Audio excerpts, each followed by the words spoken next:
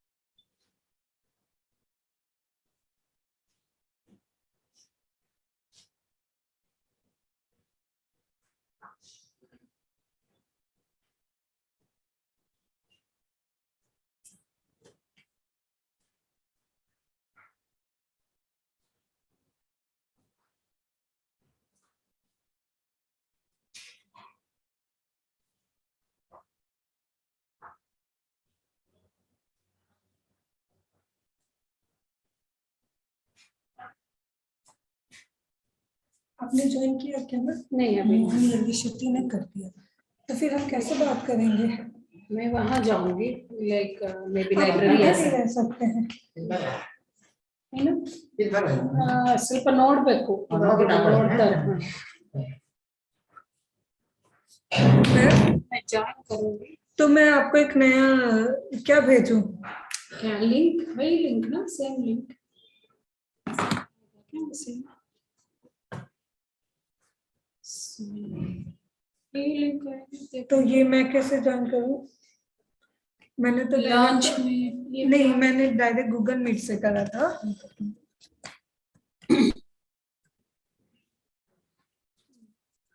Hello. हाँ okay.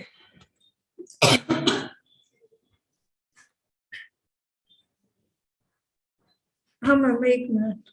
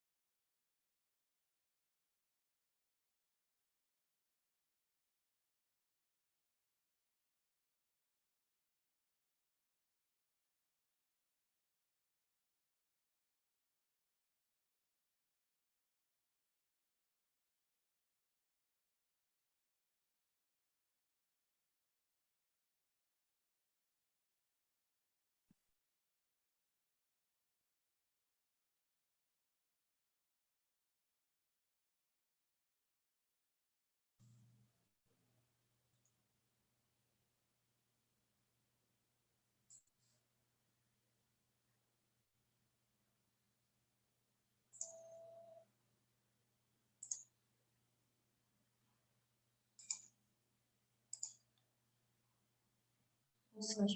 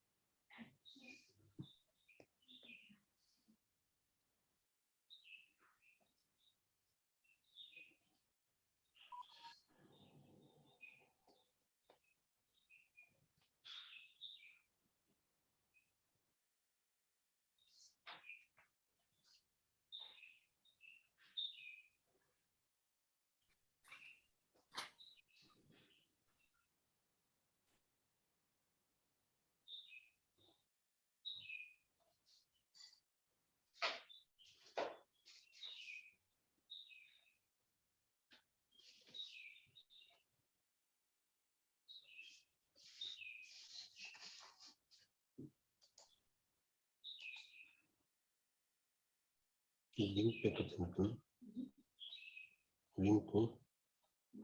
Link तगड़ी http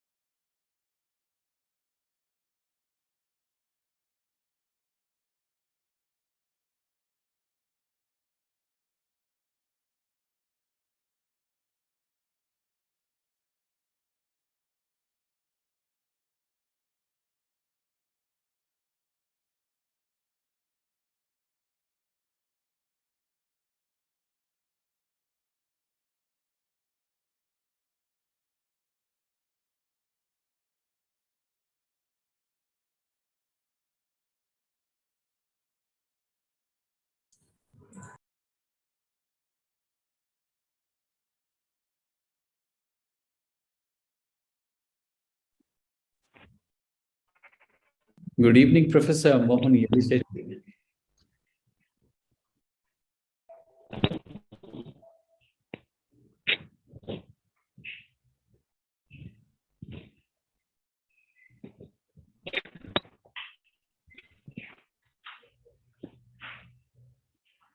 This meeting is being recorded.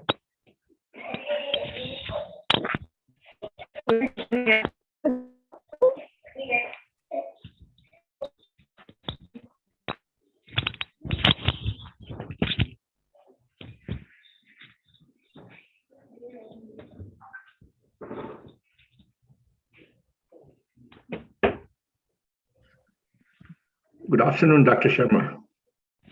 Very good afternoon to you. How are you? Yeah, good. Thank you so much. Trust things are good in Australia? Yes, in fact, in a short while after this, I'm going to fly to India.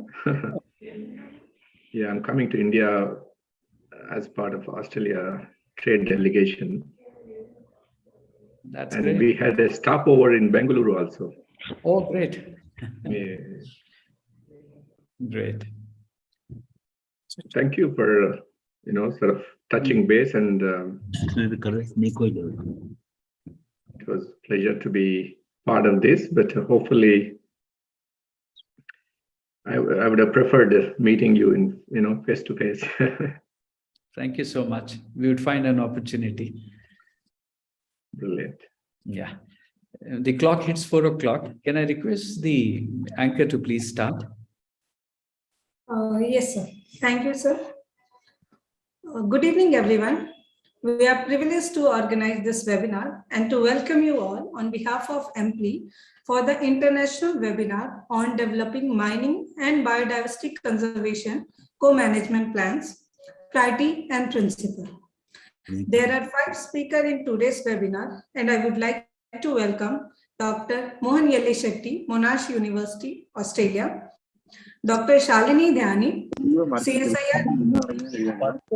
Tabata Chavez Matters, ICMM, UK, Mr. Manoj Kumar, Director, VSPPL, India, and Dr. Virendra Pratap Upadhyay, the Indian ecologist.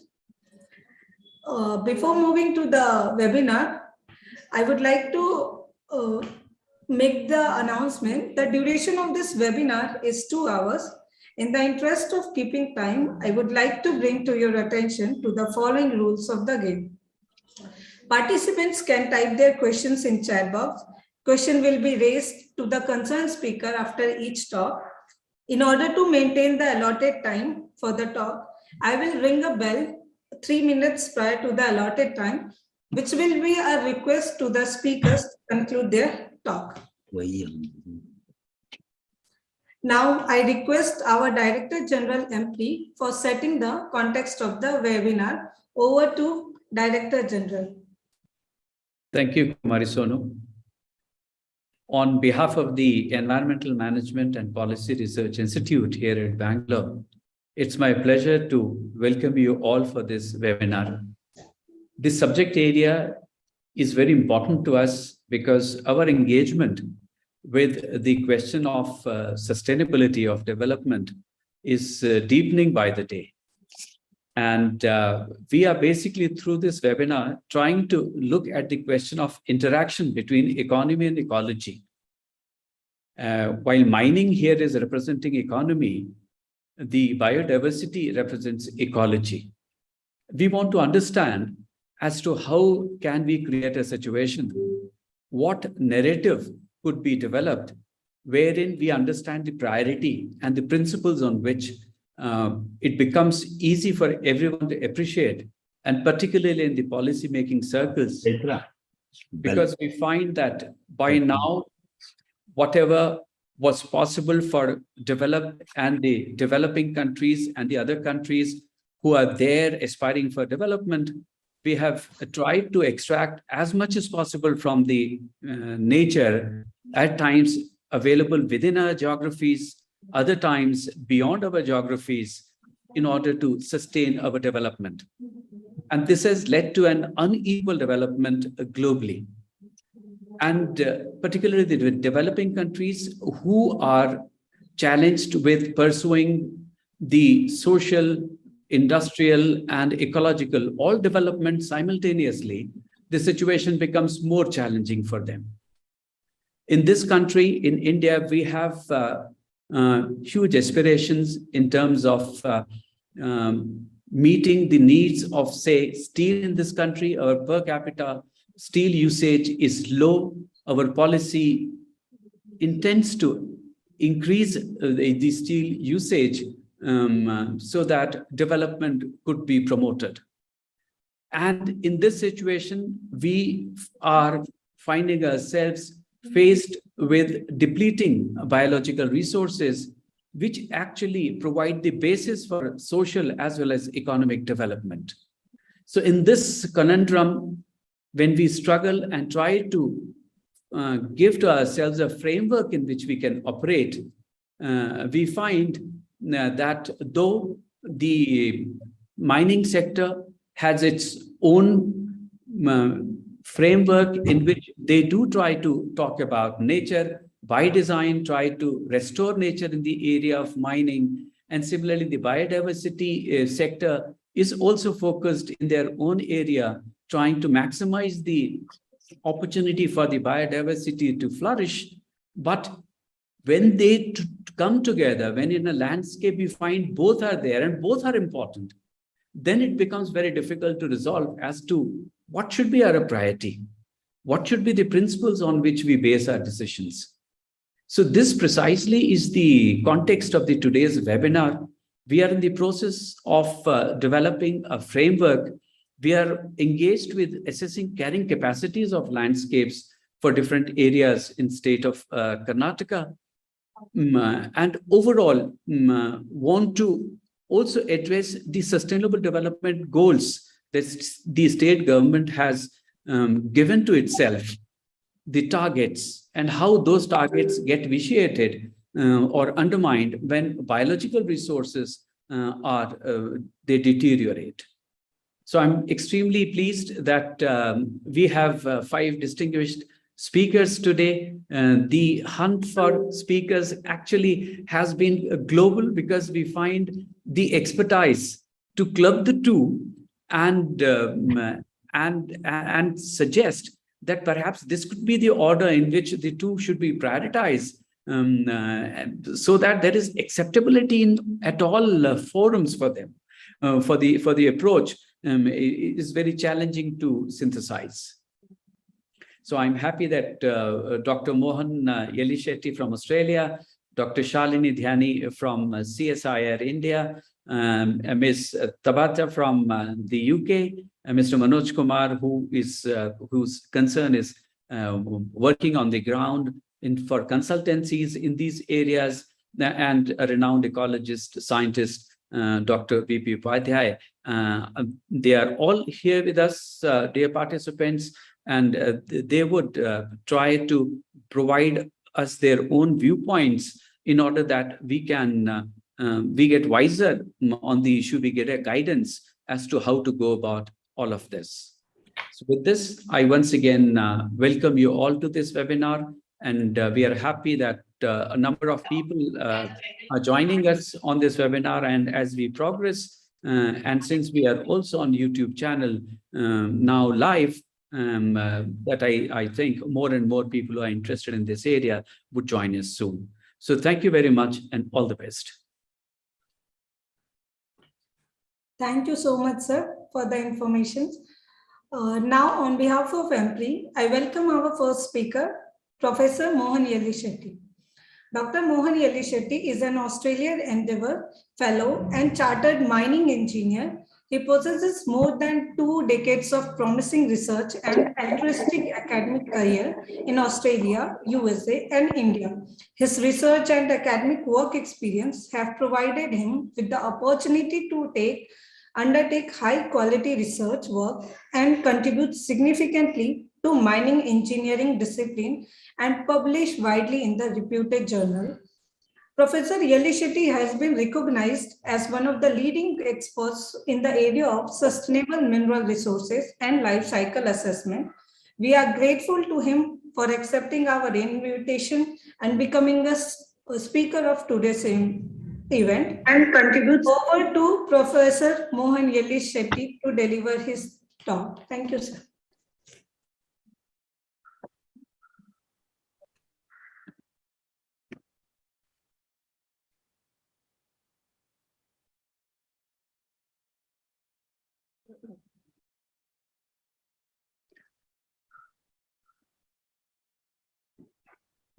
Ms. Sonu, kindly stop sharing your screen so that Mr. Mohan can share his screen.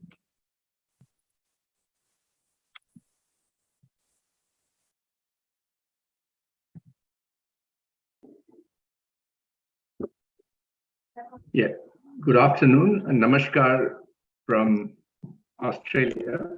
It's about 8 o'clock in the evening. And at the outset, I would like to profoundly thank Dr. Jagmohan Sharma, the Director General of EMPRI, and also Kumari Sonu, who has been in touch with me for the past week and a half. In fact, when the first email came, I was in India.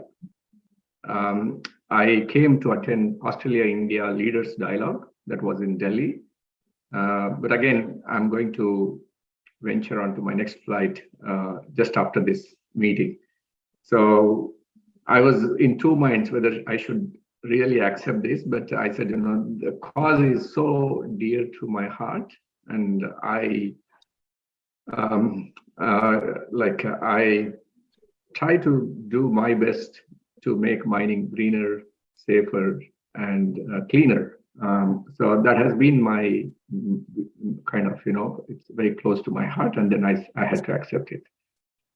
So thank you very much, EMPRI, and it's a very timely initiative, I must say, because as Dr. Sharma in his opening remarks did touch upon the growth trajectory India is going to be heading in the next few decades, and the transition to cleaner and greener energy, which means more mining must occur, because in the mining, especially whenever I go and teach my students, I always say anything that you cannot grow naturally, it must be mined.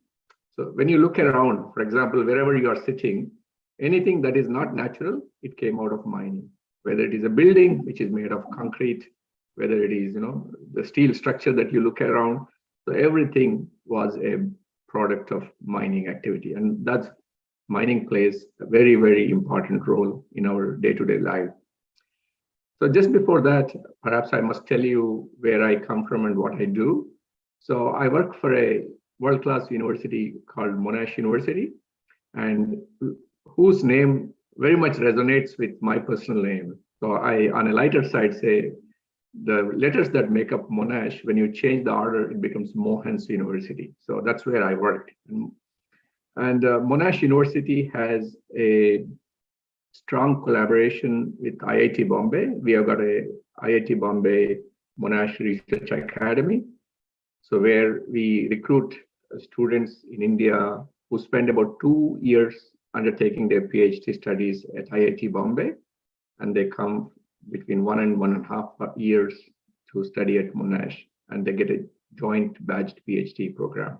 And we are the Australia's largest university and research university based in Melbourne, the most livable city of the world.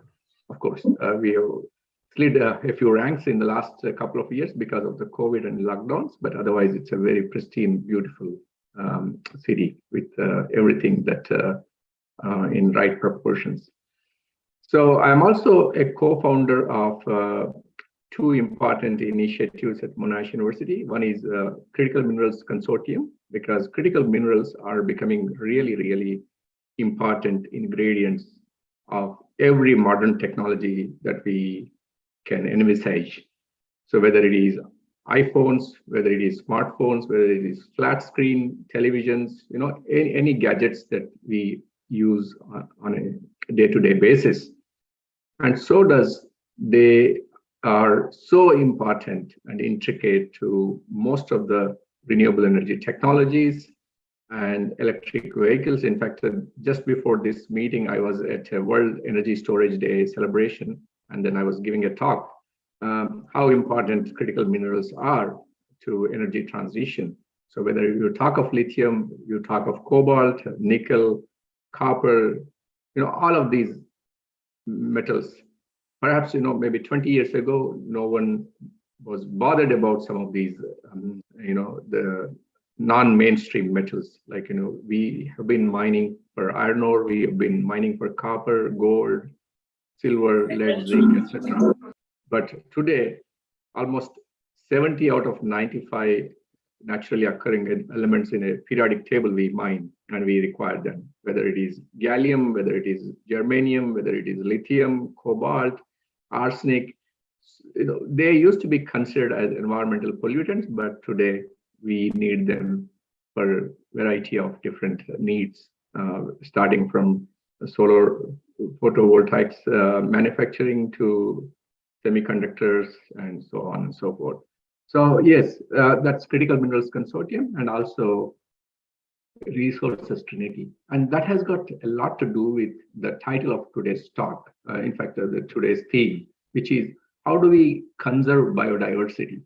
So the problem currently what we have is mining companies, especially when operating, because before moving to Australia, I used to work in Goa, and Goa, similar to some parts of Karnataka, also has very sensitive ecosystems. And there used to be always a conflict that used to occur between the mining and the ecotourism and also the nature beauty, etc., etc. Then how do we do it? There has to be a balance, because if you lose an ecosystem, it's hard to get it back. So there must be a balanced approach as to how do we do mining activities, which are very important for our progress. But yet we are conscious of some of these precious natural resources, including biodiversity, because once it is lost forever. And that's where the Resources Trinity concept has plenty to offer into conserving some of the important biodiversity things.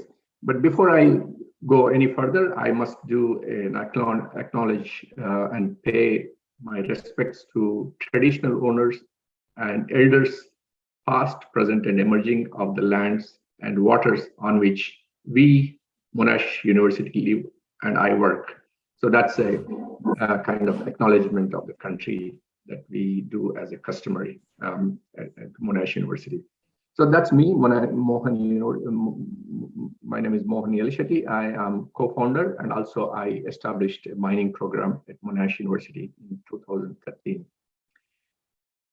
And thank you, Kumari, for that wonderful introduction. So that's going to be my presentation overview. So I'm just going to talk about some of my couple of projects that I am currently working on, and then I will try to see how what I do is going to help conserve the very important aspect, which is biodiversity, which is the topic of the day. Then I will talk about a project that we have been involved for the past 11 years. So we got involved in this project as a concept, which was a typical academic idea that sort of starts, and then from technology readiness level of 1, we have taken this project to technology readiness level between 7, 8, and 9, where it has become a technology. In a sense, a concept has become a technology where companies are making use of some of what we have done to help safeguard the environment and conserve some of the biodiversity that we need to do. And then I will also talk on another project wherein we did a spatial multi-criteria decision analysis to mitigate the risks that we have, because mining is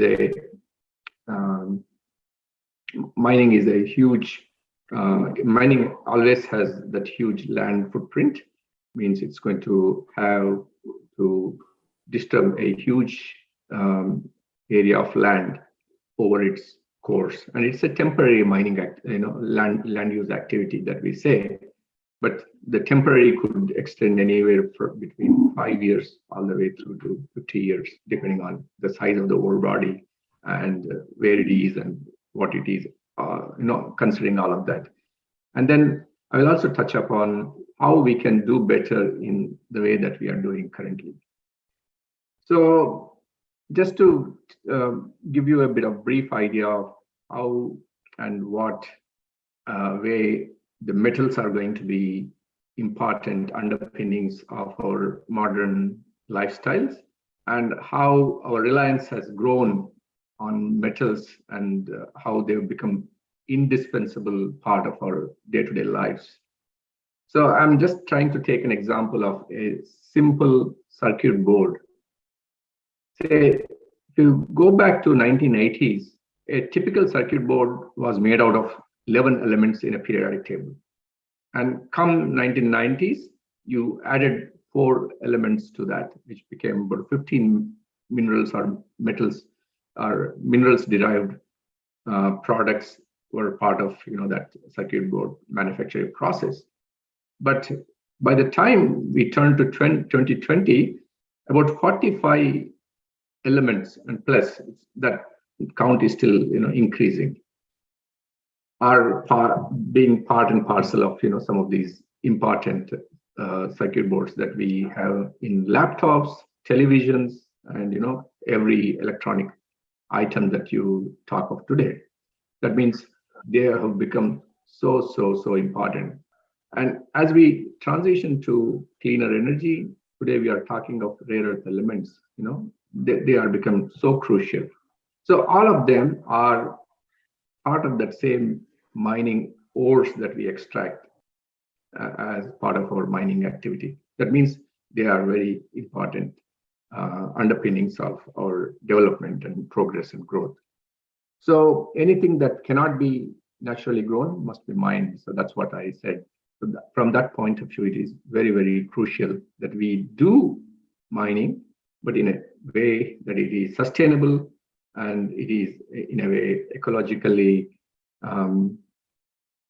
kind of sensitive, and it gives rise to the kind of jobs that we need. And because mining is one of the sectors which provides ample amount of job opportunities to both semi-skilled, unskilled, and of course skilled workforce. Very important. So it creates massive rural and regional jobs. And one important distinction that we must notice, or we must appreciate, is mining must happen where the ore body or mineralization occurs. And unfortunately, most of the mineralization, when you look at, it's in a very dense forest. That means if you have to undertake mining activity, you must clear the forest. And that means, your flora is disturbed, and then the dependent fauna also is going to be impacted by the activity. And it could range, depending on the type of mining and type of the ore body, whether it is coal or whether it is iron ore or something else. So the scale of operations could range from a few square meters to hundreds and thousands of hectares of land could be potentially disturbed, and that too a very fragile ecosystem. So that's why there is a lot of interdisciplinarity in addressing some of these mine rehabilitation issues. And one of my areas of research had been this mine rehabilitation. So there are so many disciplines that comes to work together to come up with the solutions that are optimum and that are going to give some long-lasting solutions to the problems that we have around mining activities.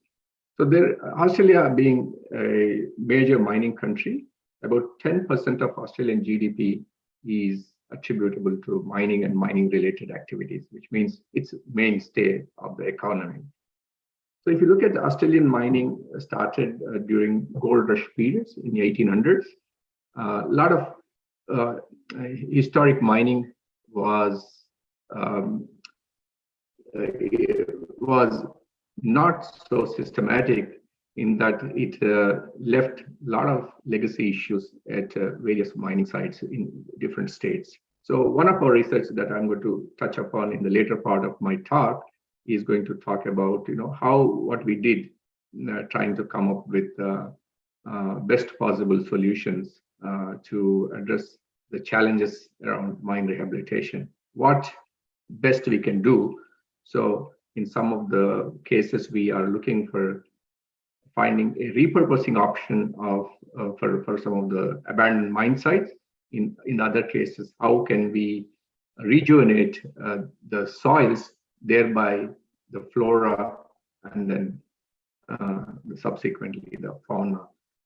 So the case study that I'm going to present in the first part is about a project that we got involved since 2011.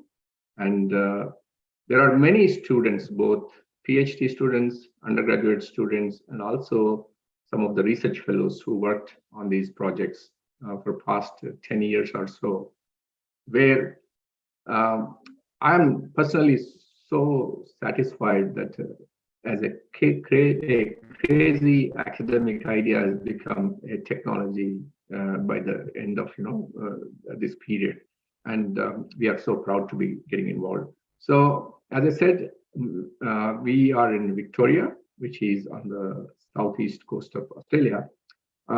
So there are three major coal mines which used to operate until 2015. So for example, as you can see in the map here, there are three brown coal mines which are lignite.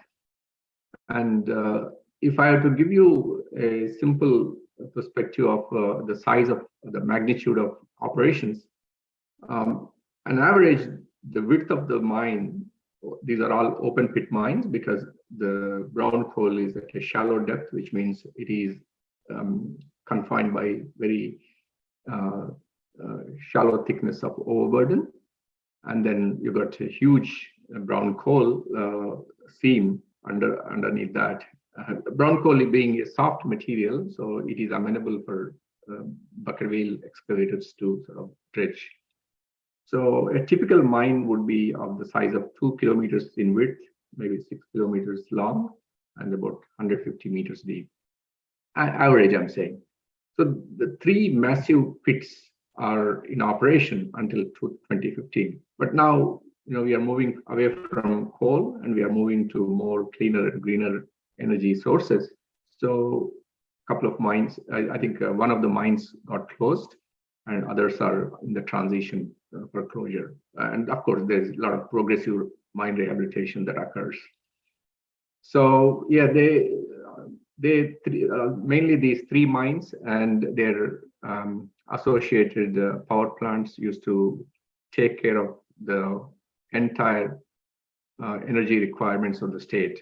But again, as I said, one of the mine got closed. That means the associated power plant also got closed, and then they are transitioning to more renewable energy sources.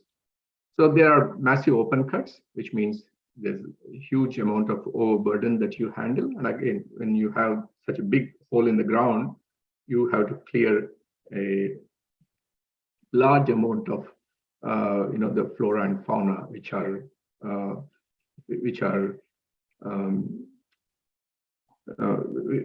local to that particular area. So what we did, the project, I'm just talking about the snapshot of this project. So it is industry, academia, government nexus for best and most optimum outcomes that we have been able to achieve. And then projects have had lab, field, and numerical analysis components. We found real solutions to real problems, and again, opportunities to experiment new things and validate them, and bring scientific evidence to industry's time-tested practices and so on. So that's a kind of model that we adopted in trying to address some of these. So what we did is cost-effective solutions for long-term mine site rehabilitation issues, for example, because there are three massively large-scale mines. So they had to disturb a huge amount of biodiversity that existed in the area, and including kind of interventions to some of the groundwater regimes in the area. And then, so our research projects ranged from creating artificial topsoils, because topsoil is the key component in mine rehabilitation, as we all know, right? And when you have the three large-scale mining operations, and all of them are going through the transition from, closure kind of transitions. So your requirements for soils, the productive soils, is going to be hugely large. And then there are other associated issues because you've got that big holes in the ground. You also have got problems with slope monitoring and engineering earth covers and stability analysis. So some of our students who were involved in the projects, so these were some of the large-scale application of the soil that we developed in the laboratory. And then some of the results that you see on the right-hand picture there. So in this study, what we did also, whilst solving the problems of rehabilitation for mining companies, we also brought in a symbiotic relationship between the industries that are coexisting. So what we did was, mines have got rehabilitation challenges because mines, the top and subsoils, are highly reactive in nature, which means they had pyrites in them, and when they were exposed to atmospheric oxygen, and then when they came in contact with water, they produced acidic drainages. That's one of the important consequences, and then that would have a lot of detrimental effects on the local environment.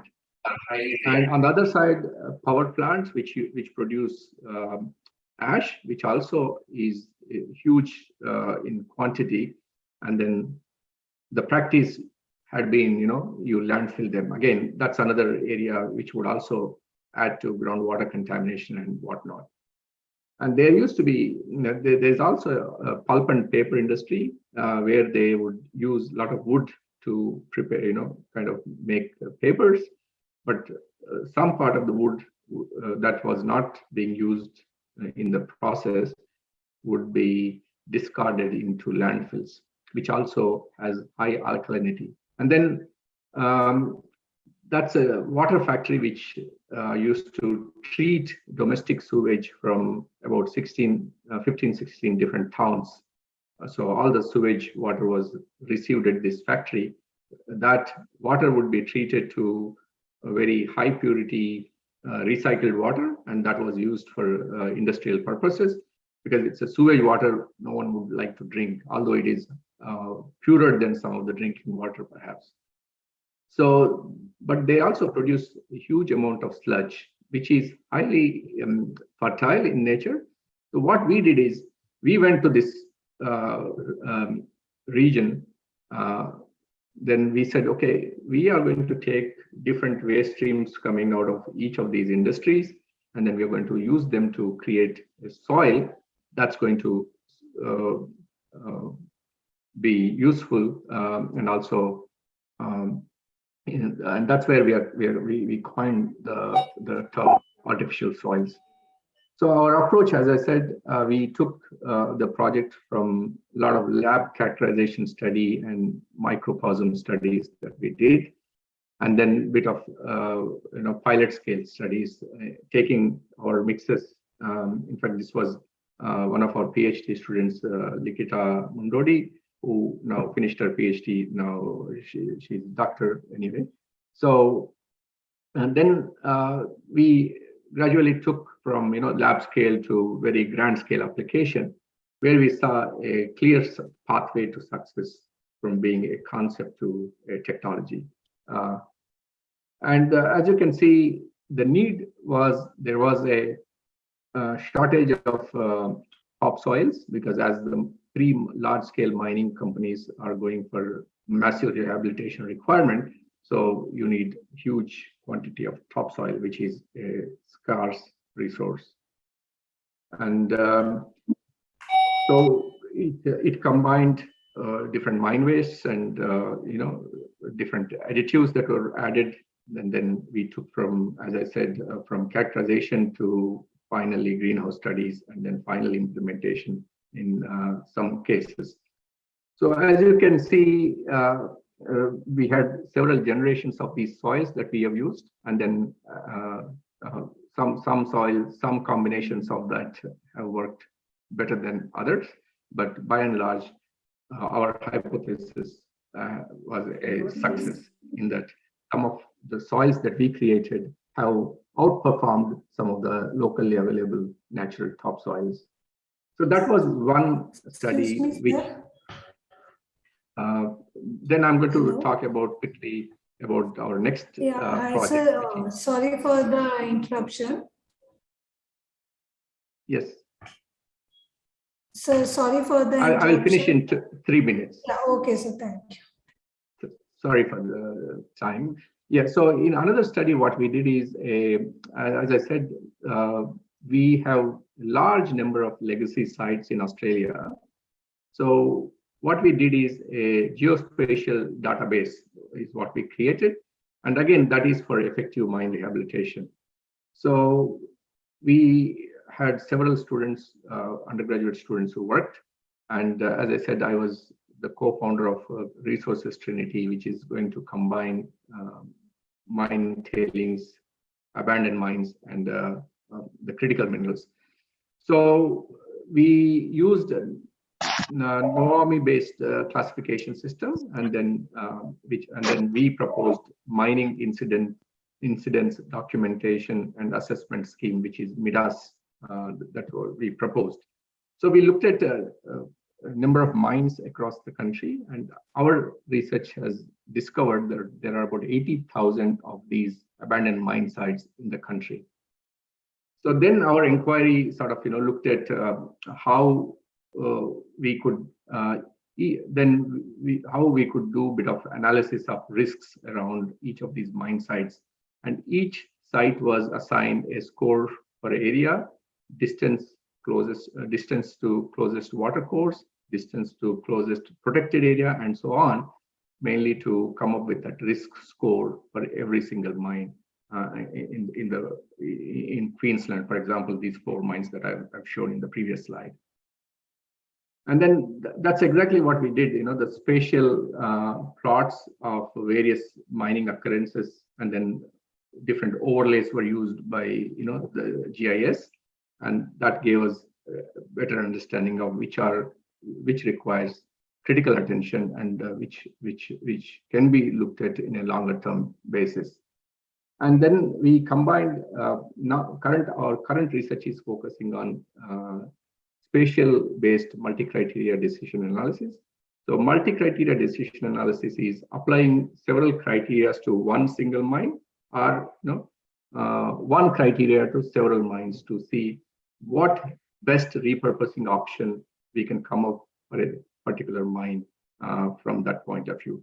So whether it could be biodiversity conservation park, whether it could be renewable energy generation, or whether it could be critical minerals extraction, all of those options are being currently looked at. And even some cases we have looked at whether we could convert some of them into landfills, secured landfills, because especially those are close to urban centers. I think that's where I'm going to stop, because again, we have got tremendous capabilities and so on. As I said, the credit goes to a number of people who worked over several years on these projects. So in acknowledgements, I just have some of these brilliant students and academic colleagues who worked on a number of these projects.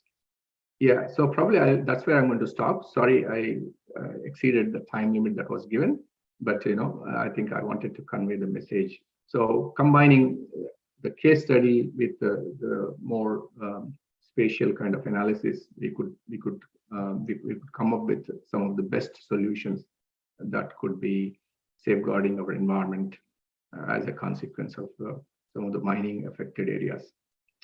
Thank you very much once again for the opportunity. Happy to answer any questions.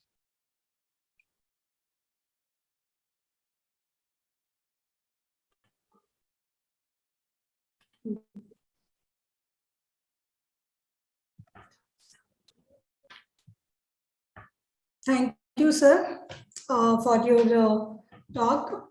Now we find there are some questions in the chat box asked by Manoj Kumar. How can we ensure participation of various stakeholders in co-management?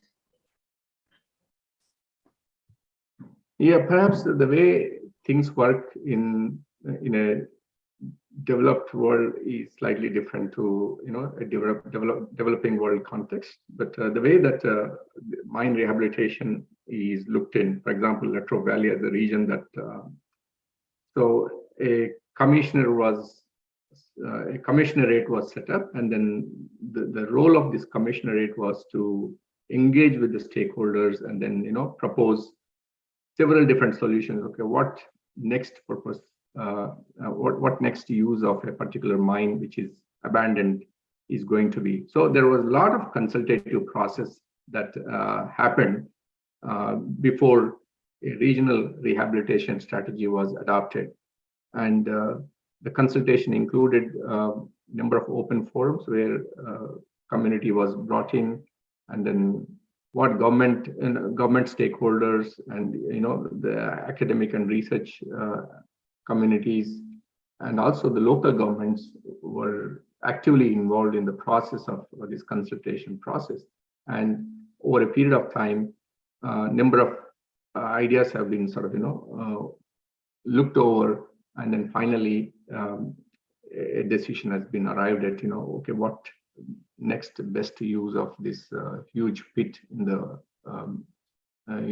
huge hole in the ground would be, especially that engagement part of that was that mine rehabilitation commissioner's responsibility. So yeah, I think community consultation is the key in achieving any success in rehabilitation practices.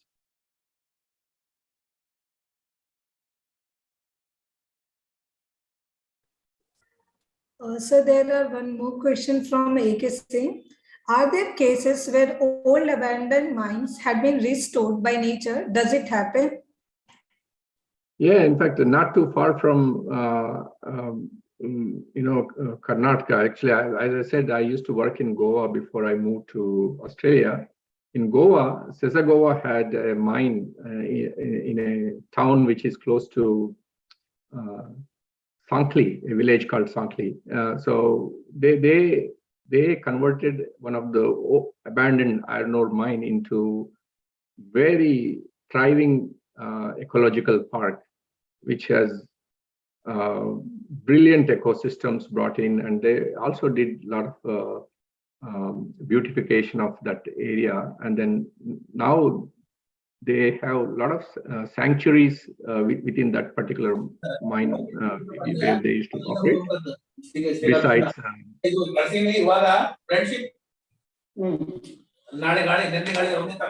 yeah, so that's one of the very thriving examples.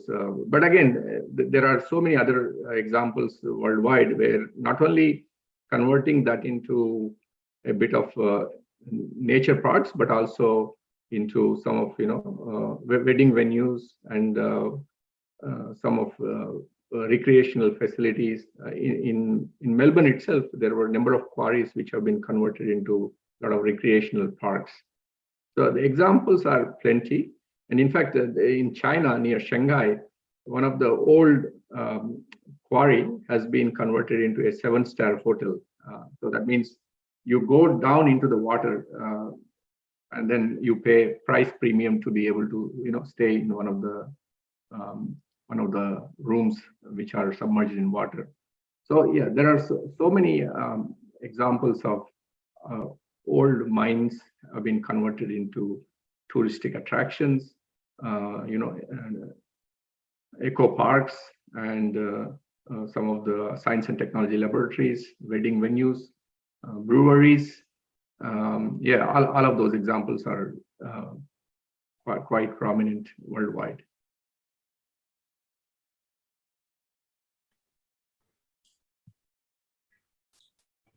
Thank you, Professor Mohan Yelishetty, for giving your valuable insights on innovative time rehabilitation and biodiversity preservation.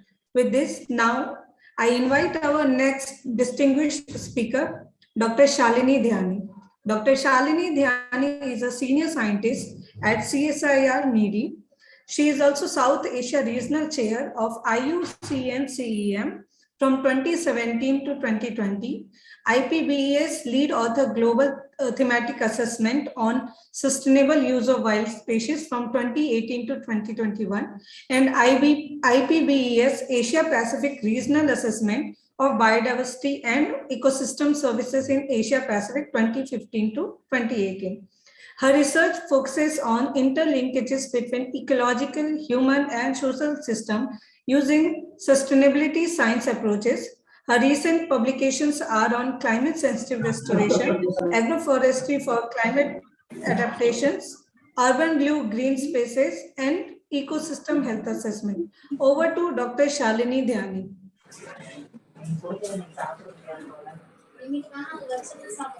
Thank you so much for your kindly introducing me.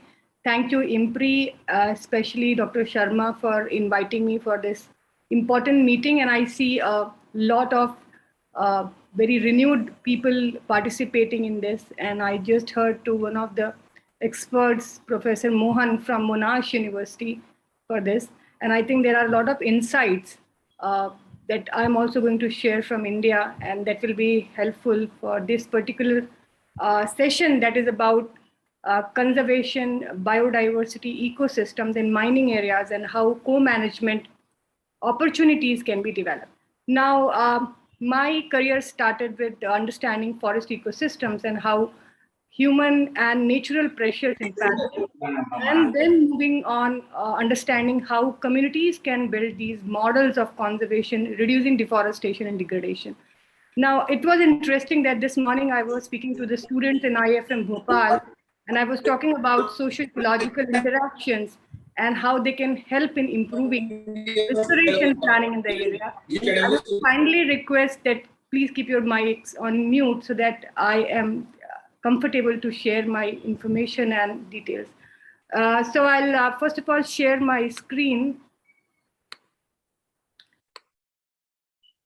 I hope this is visible to everyone. And Yes, ma'am, it is visible. yeah, just a moment.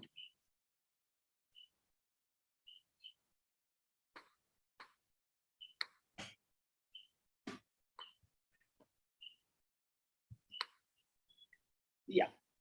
So once again, thank you very much for having me in this session. And we're going to discuss on some of the very important aspect of mining in the country. And I am sure with all the other experts, this is going to be a very learning experience where I just heard to Professor Mohan, and I can see a lot of work that he is doing in Monash and mining areas. That's very relevant for what India is working, and Indian scientists are working in different mining sites. So when I joined NEDI, this was almost a decade back. My career started with working on carrying capacity assessment in one of the power capitals of the country in central India. Now, this is a very important area. And at the same time, if you visit this area, you will find how ecosystem has degraded over the time period. And every fourth or fifth year, if I visit there, I find the situation is even more worse than it was earlier. But at the same time, we also need to understand the growing developmental demands of this country that is having development on a very faster pace. So what are the opportunities, what are the possibilities where we can reduce the risk and also ensure that biodiversity is conserved in mining areas? Now, as mentioned by my previous speakers, this is indeed a big challenge and it's not an easy task, but nevertheless, we can try to find solution. So in the picture, you can see another mining site that's in Rajasthan, and it's one of the Asia's biggest zinc mine there in Rampura Gucha, where I developed one of the opportunities of using these mine voids and overburden dumps for restoration using native vegetation. So before I go into detail of all this, just setting up a scene and about especially biodiversity and ecosystems in last couple of decades, there has been a rapid interest and growing concern on conservation of biodiversity and ecosystem. Every second international development, discussion, negotiation, be it United Nations Framework for Climate Change or Sustainable Development Goals, or the ongoing, the post-2020 Global Biodiversity Framework, or you talk about Bond Challenge that is about forest landscape restoration, or the UN Decade that started just last year, we know there is everywhere where biodiversity and healthy ecosystems are discussed. So these biodiversity and ecosystem health and its conservation becomes one of the cross-cutting themes if we want to achieve climate targets, if we want to achieve restoration targets for the country, or we want to localize sustainable development goals. Because on the very foundation of sustainability lies the biospheric goals. So that's where it's just to understand that why it is so important that we enhance mainstreaming of sustainability in whatever practice we do in development. Now, a little bit more about land degradation and massive loss of biodiversity. One thing is very clear that in the previous IPBES assessments, be it a global assessment that came in 2019, or land degradation and restoration assessment that came in 2018, and also IPCC special report on land degradation, it is clearly highlighted that there are two important drivers, planet and people.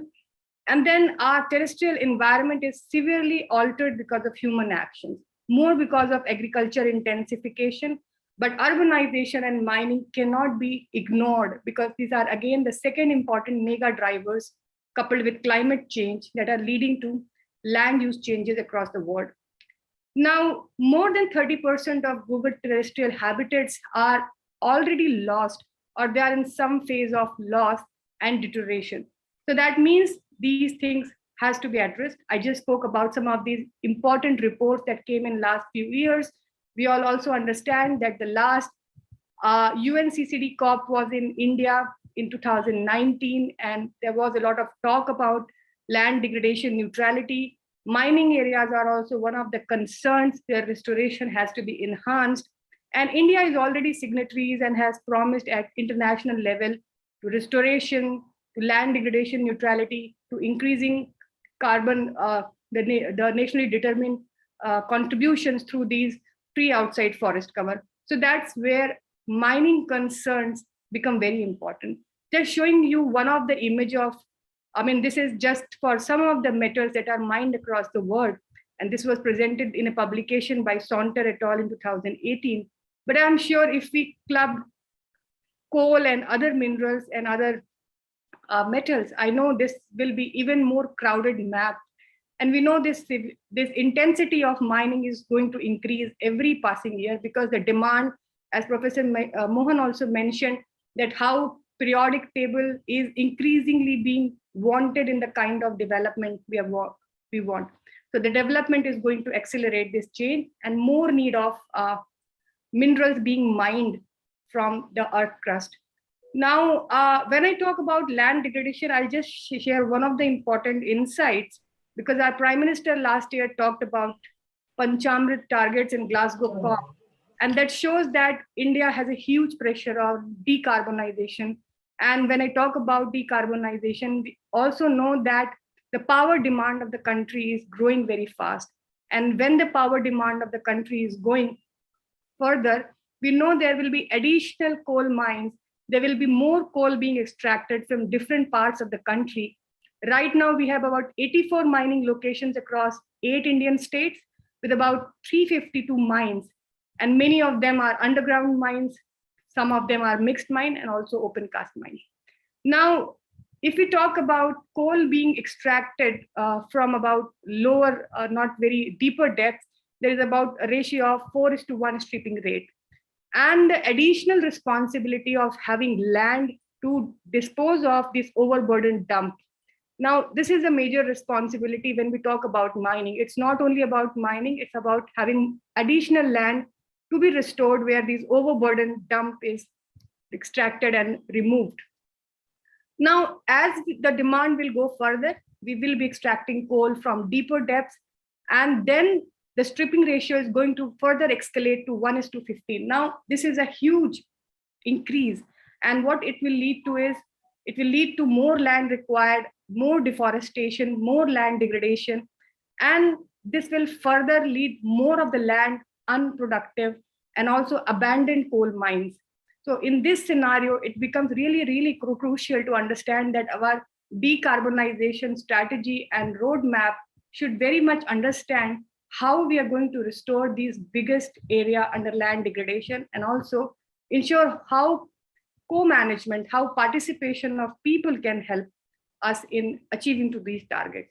Now, when I talk about mining, because my last almost a decade of work in mining, different mining sector, both public sector and also private mining agencies, I found that, it's a common concept right from the very beginning that we have unlimited abundance of land. If I start roaming around in central India, I still find a lot of good forest areas.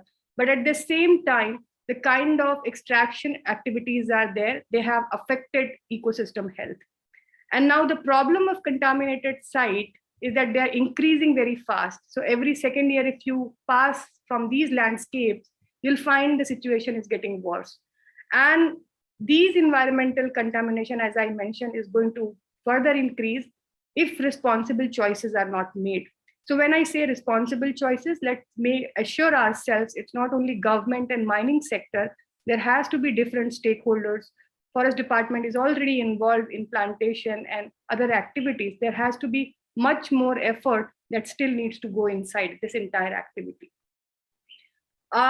When I talk about land degradation and ecosystem health, we know we are extracting and changing the land use intensity from extensive to intensification. And this intensive land use activity, be it agriculture, be it urbanization, or it be a mining activity, is going to lead a stage where you have to abandon the land because the land is unproductive. It's no more possible to extract any benefit, be it provisioning benefit, be it regulating benefit, or any other kind of benefit to be extracted any further. So this increase in from smaller to greater amount of trade-offs between ecosystem services and biodiversity lead to a hidden collapse stage. Now this hidden collapse stage is very significant or a real collapse, because this real collapse is a stage when ecosystems are not able to maintain their structure to provide the kind of ecosystem services that we were harnessing a few decades back. Now, this stage is called as a ecosystem collapse stage, and it is considered under IUCN Red List of Ecosystems. This exercise started very much from Australia. There are research groups in Deakin University and other universities who are doing this under IUCN Commission on Ecosystem Management. Unfortunately for South Asia, we still don't have any exercise where we could understand how our ecosystems are behaving, what kind of ecosystem health they have. So it's high time, and we from IUCN Commission are trying to have one certain kind of activity or study in India, especially for high value ecosystems. Now moving to another picture of Meghalaya in East Clariat, where one of the NGT decisions asked us to carry this study. Now, if you see this landscape, you find it's a very prairie-like grassland, very unlike the character of how forest ecosystem in Northeast look like. So it was because of rat hole mining, when acid mine drainage started, the biodiversity almost went off. When we went on the field, we didn't find any birds, any other indicator that we can call as biodiversity, but these prairie-like grassland. And to our amazement, the rivers were having water, the pH of the water was almost 4 to 5. Now, this was a very, very crucial stage. You can imagine even in the rivers, the water was going acidic. So after this situation, one can clearly observe this can be one of the stages that we can call hidden collapse or collapse of ecosystems. But at the same time, if we look to our other mining sites, like this picture is from zinc mine in Rajasthan, these mining sites are not boundaries. They don't set any boundaries. So even closer to the tailing ponds, you can see some of the good migratory birds during the winter season. You can also find some interesting exotic mammals and also reptiles. Some of the threatened species like Google that's threatened and is found in Rajasthan growing in these areas.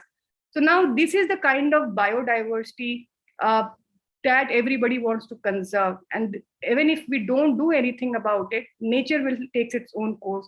So there are clear indicators that nature starts getting inside and reinstating and rehabilitating the entire landscape.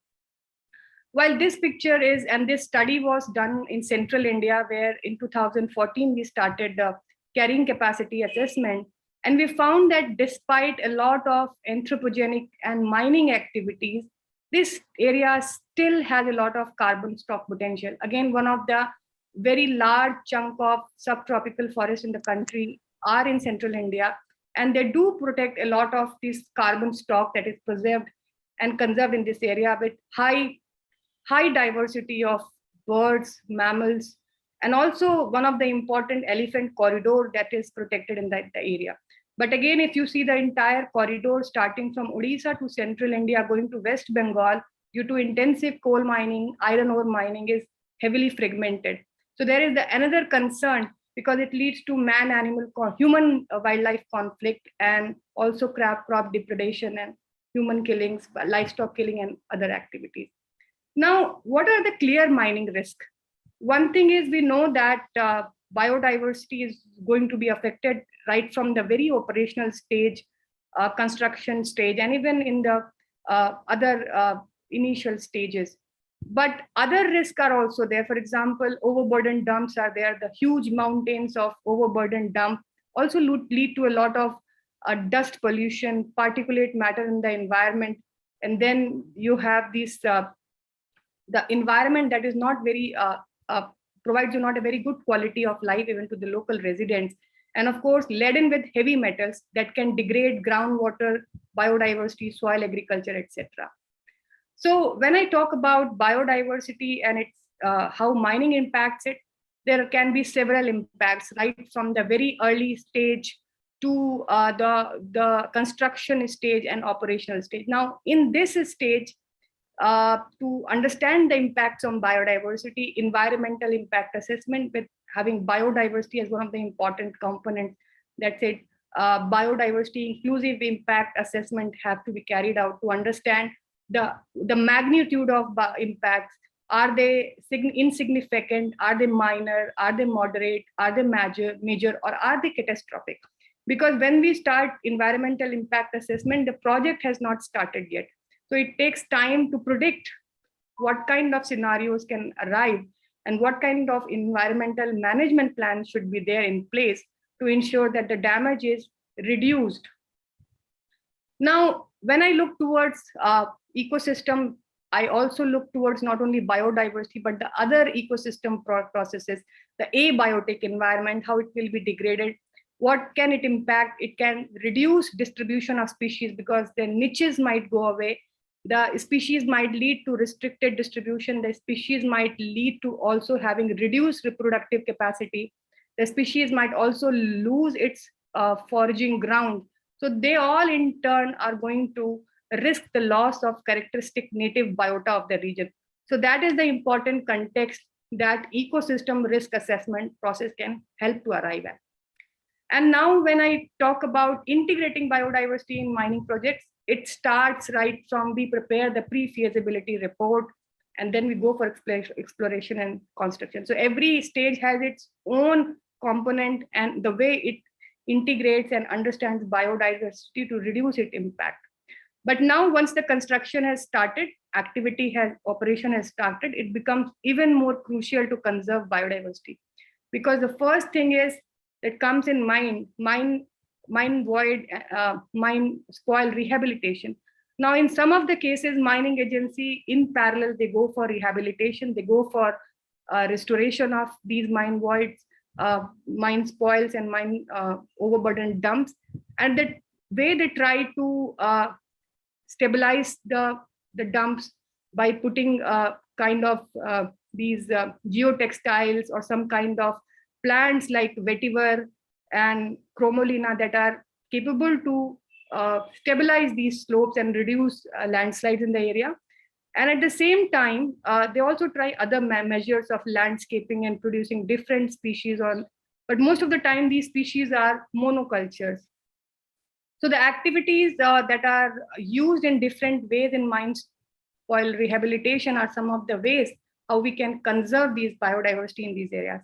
So one of the recent decisions of Ministry of Coal Mines has been developing a sustainable development cell at every mining industry level. And all the coal companies are required to establish central nurseries to meet the increasing demand of plant sapling, because there is an increasing targets that are given to restore a larger chunk of these lands by plantation and restoration. So while Forest Department is giving a lot of their saplings and seedlings from their nursery to restore these areas, it's still required that coal companies have their own nurseries developed so that they can also support and fill the gap of additional demand of these nurseries, and in a very integrated manner with Forest Department. So this is one of the examples that we are doing with one of the coal industries in Singrauli. And the broader objectives are basically to give them technical scientific support, that instead of going lamely and planting something, they have a proper approach to do that. They have a choice of involving people in the entire cycle and developing capacity through diverse programs, because these industries have a very mining mindset. So biodiversity in an environment is something that has to be complied, but at the same time, they don't get enough of consideration to this exercise.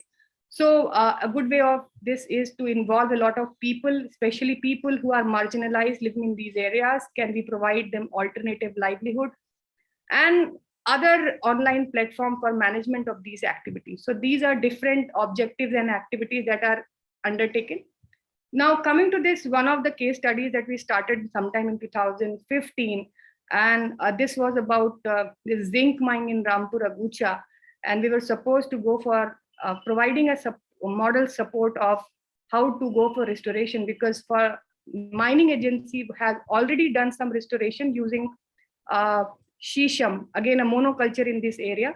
But what has happened over the time period, that it was attacked by some of the pests, and if one crop is attacked, there are chances that entire crop of shisham might go die back in that particular area.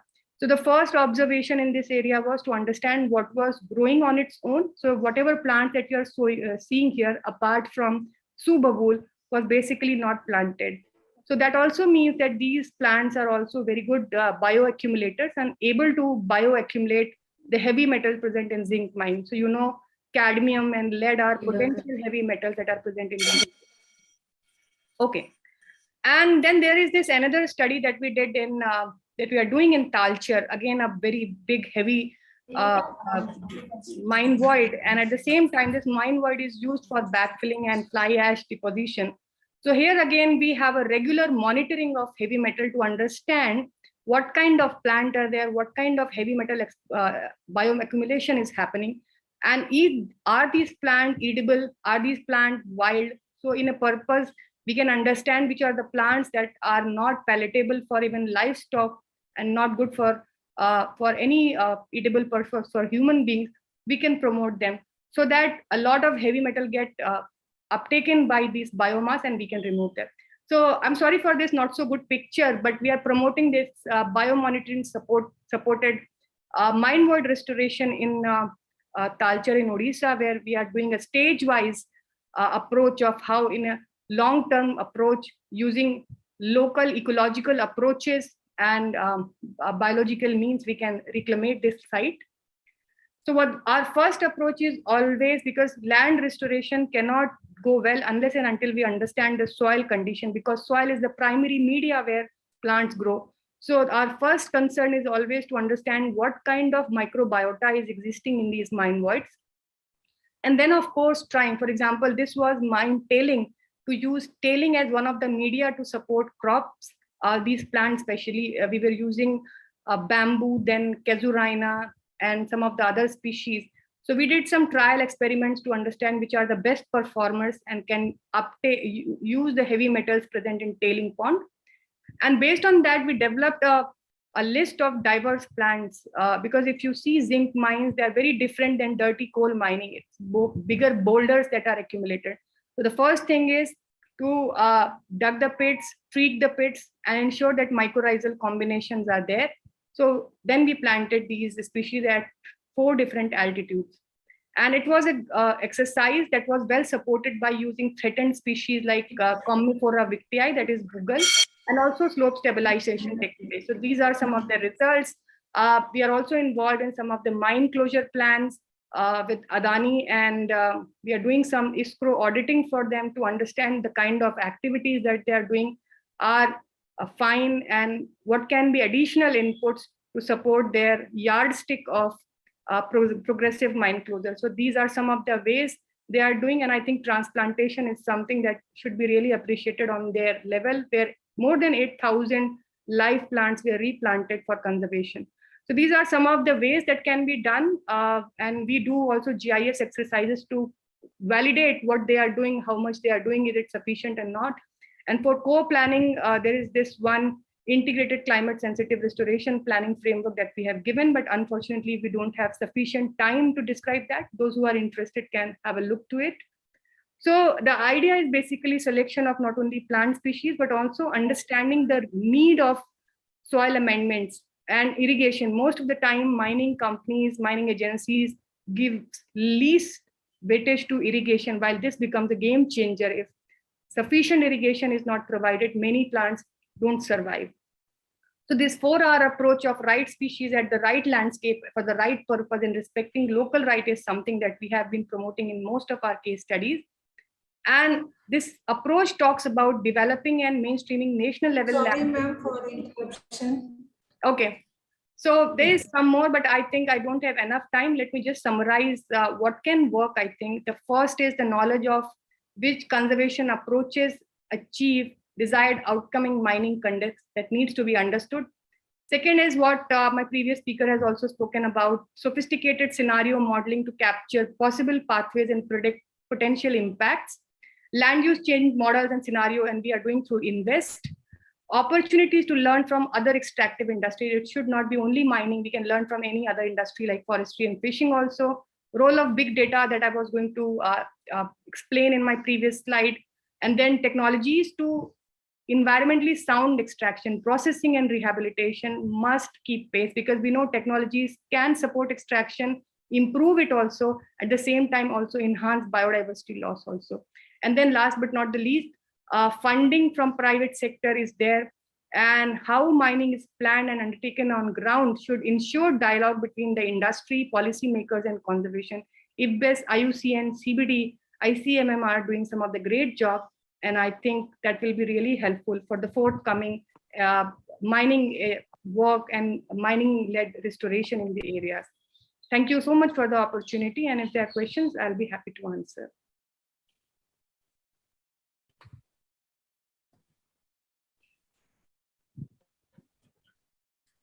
Thank you so much, ma'am. As we find, there are no questions, but there is some messages from AK Singhs about the ecological succession and Bellary district's mine projects. So we'll move ahead with it. And thank you so much for giving your valuable insights on the reducing risk and conserving biodiversity in mining areas, lessons from Rajasthan and Central India. Ma'am. Now I would like to invite our next distinguished speaker, Ms. Tabata Chavez Matters. Ms. Tabata is a manager of International Council on Mining and Metals, London, United Kingdom. Ms. Tabata joined ICMM in 2022 as a tailings lead. In addition to leading the tailings management and tailings innovation, she is supporting nature and climate projects. Tabata joined ICMM from BHP, where she led the mineral processing project initiation group of Escondida mine, the world's largest copper mining project. Now Tabata has a background in research and development by working in flotation technology and geometallurgy, role in Chile and Finland, having the opportunity to work with the assets across the multiple countries in commodities such as copper, gold, and nickel. Over to Ms. Tabata. Thank you so much. And thank you to the organization for inviting us as ICMM and for having this very interesting and necessary discussion. So I will share my screen. Hopefully you can all see it at the moment. Yes, ma'am, it is visible. Wonderful, thank you. So my name is Tabitha and I am working in the International Council of Minings and Metals. So first, I would like to start describing what is the International Council of Mining and Metal, or ICMM. So we are a CEO-led leadership organization focused on developing sustainable mining. So our vision here is to have a safe, just, and sustainable world enabled by responsible produced minerals and metals. So then I'm going to jump to our projects that we are developing in these strategy cycles. We're working in a 3-year strategy cycle from 2022 to 2024. And the first one that you can see in the lower part of the slide is environmental resilience. And here we have climate change, nature, and water, and that's going to be the main focus of this presentation. But we also work in parallel with our colleagues from social performance, where we have indigenous people, human rights, diversity, inclusion, governance and transparency, where we have metrics and standard, closure and governance. And in the last part of our work, we have innovation and sustainability. And there we have with multiple innovation projects related to tailings, to circular economy, health and safety, closure, among others. So since we are a CEO-led organization, we have members from our council. And as you can see here, we have members across all the globes. We're bringing together 1/3 of the biggest mining and metal companies. And in addition, we have 35 national and commodity associations as our members. So here we'd like to start saying why mining is important and why it's going to be even more important. So here I have a chart that I took from the International Energy Agency saying, what do we need to be to address the challenges of the energy transition? As you can see, we have commodities, we have lithium, we have cobalt, nickel, copper, and rare earths. And there you can clearly see a trend. We're talking about 7-fold, and in some cases, we are talking even about 20-fold to 2050 to have the mining the metals necessary for the energy transition. So we understand that as an industry, we own and manage large tracts of lands, and this means there is a significant water use. And also we have a responsibility to act related to biodiversity, responsible land management, and water stewarships. Saying this, I am deeply sorry. So here we are. So here we can see the environmental resilience strategy that we have, where we're focused on climate change, on nature, and water. So for climate change, we're working with a member in a commitment to be net zero by 2050. And in terms of water, we have different disclosure methods that our members are committed to. But I'm going to focus in this presentation in the nature part of our work. Here you can see some previous work from our environmental resilience strategy, and you can see the mitigation hierarchy, good practice for mining and biodiversity, and good practice for collecting data. However, we have an ambitious plan with our members about nature positive. So I'm going to focus this here, what nature positive could mean for our mining industry, and how can we implement it in terms of policies. So as you can see, we have an ICMM member commitment, which is a position statement from all our members, the 26 mining companies that I show in previous slides. And it's the document that you can see in the right, mining and protected areas. You can find it in our website. And I would like to highlight 2 points. The first one is like neither explore nor develop new mines in World Heritage Site. And the other is assess and address risk and impacts in biodiversity and ecosystem by implementing the mitigation hierarchy that I showed you before, with the ambition of achieving no net loss of biodiversity. So this is the position statement that we're working on as an organization.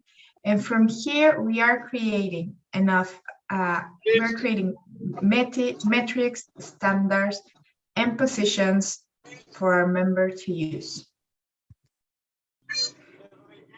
Let me give some terminology about what nature positive is.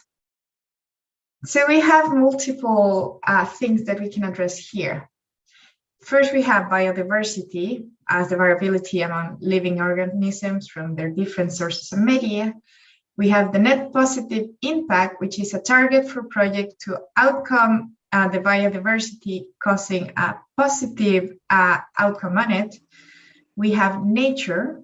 Nature, who comes from biodiversity, is the holistic way to see the natural world, with the emphasis in living organisms and all their interactions.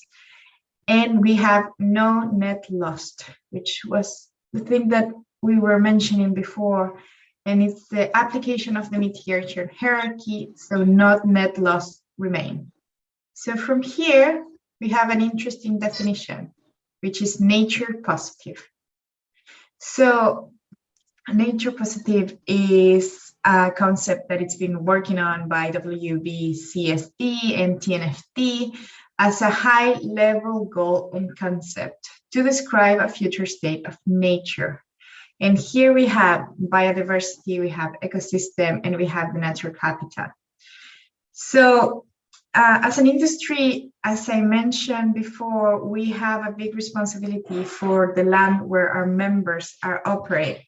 At the same time, to access responsible mining and minerals and metals that we need for the power transition, and we need to migrate to a low carbon economy, we must balance production with nature conservation. And for that, we need to understanding our dependencies on nature and addressing the negative impacts. So from this, we have the concept that we are developing and that we want to show today, development in the mining sector, which is nature positive. So again, we can see here some sort of curve of how this is moving. So first we have land and biodiversity management.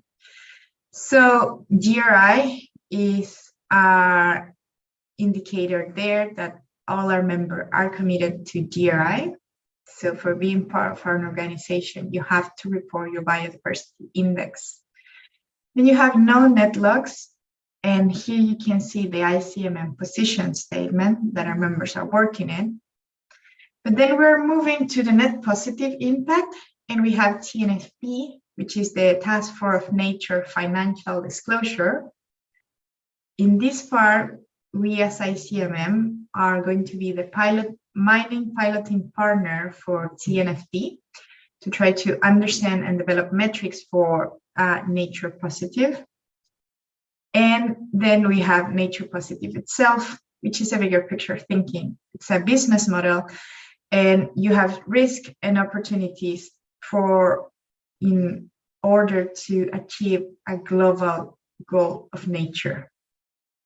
So as you can see, and what else, because we understand that this is a topic that it's been growing in the last year, everything related to indicators and nature.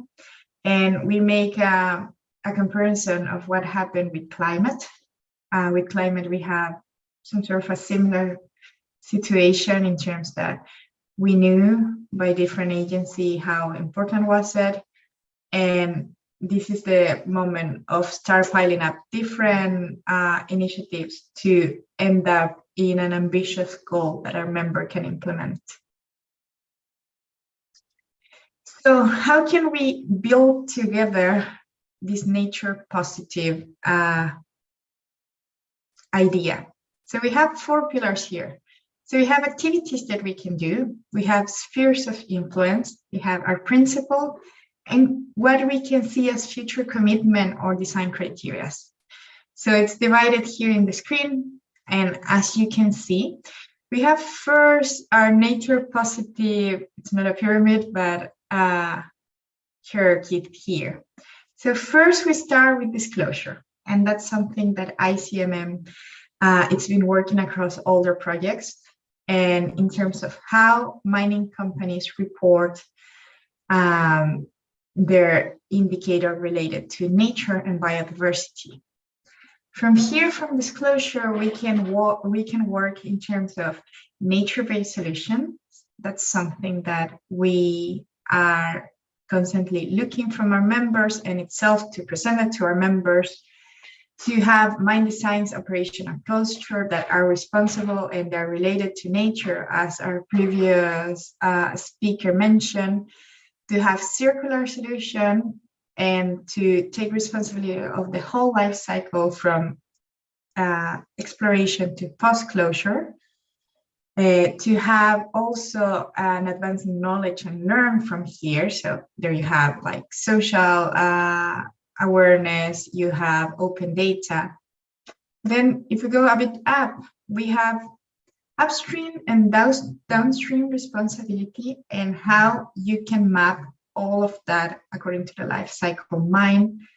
We have a multi-stakeholder engagement that is necessary to see the full picture of the mine process, policy engagement.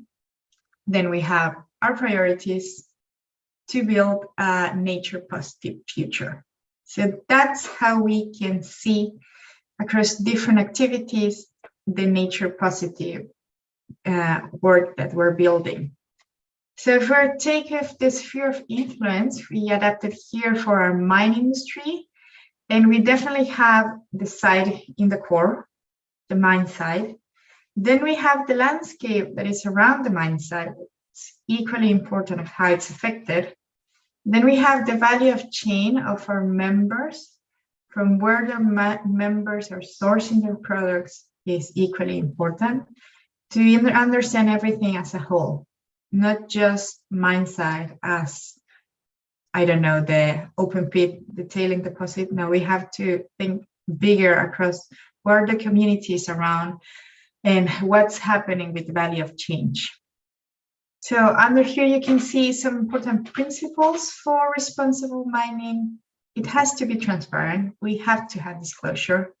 It has to be based on the best available science and knowledge. And that's something that we're working in with TNFB, that it's been updating different kind of metrics very fast. It's an amazing work what they're doing. This has to be resilient. This has to be sustainable. This has to be something that is in collaboration with climate, because it's hand by hand climate and nature. It has to be safe, just, and inclusive. So with all these ideas, we are designing different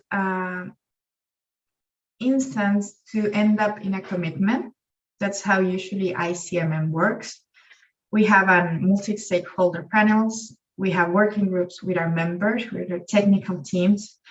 And from here, we're looking to set a standard about nature.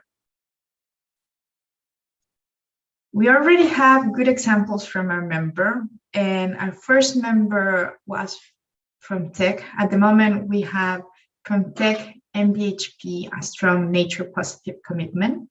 So Tech in June 2022 announced that they had a goal of becoming nature positive by 2030. So this target means that they want to rehabilitate at least 3 hectares from every hectare that they disturb. So this strategy contemplates having a nature positive decision making, to have excellence in terms of rehabilitation, understanding the context around their operations, and conservation, protection, and restoration. And here I wrote an example of what STEC's doing. So they have $10 million to create an Indigenous Stewardship Fund in Canada that will support communities to develop this initiative. And there are also other points such as education, capacity building, and understanding how nature can impact in other areas, not only in the biodiversity one. So that's at the moment what we as ICMN are working in terms of nature.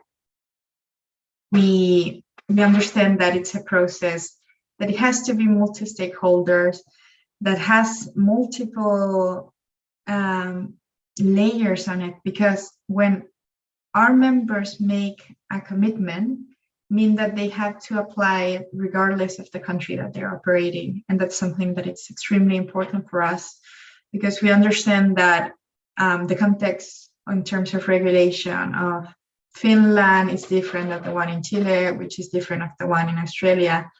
So after creating a commitment, that's what we're working in terms of nature, this has to be applied across the globe under the same standard, and it has to be transparent with disclosure. So that will be my presentation, and I'm open for questions.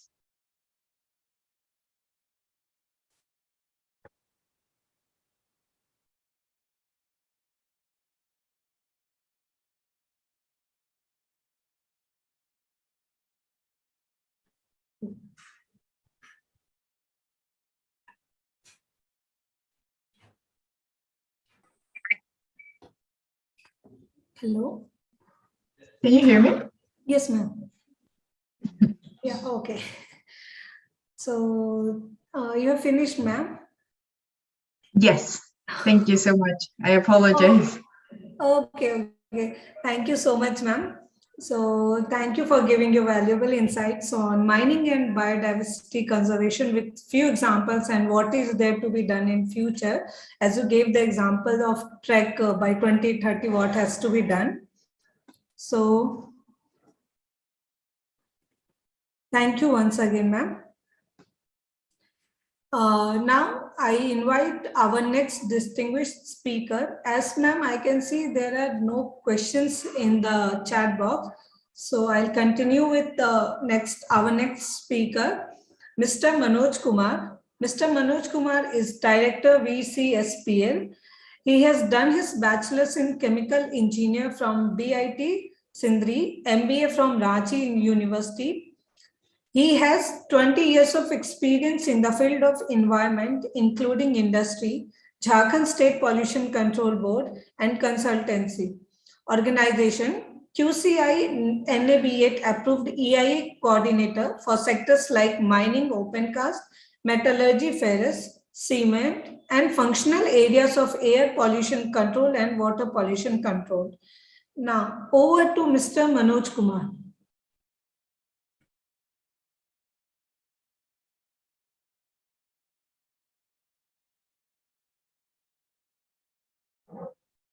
Thank you, ma'am. Good evening, everybody. First of all, I would thank the organization, EMPRI, for giving us this opportunity in this webinar to present ourselves. As well as I would like to thank our DG sir, Mr. Sharma, my previous honorable speakers, Mr. Mohan, Dr. Salmi, and Dr. Tabata, for their insight and the work they are doing in this area. I'm sharing the screen. Is it visible?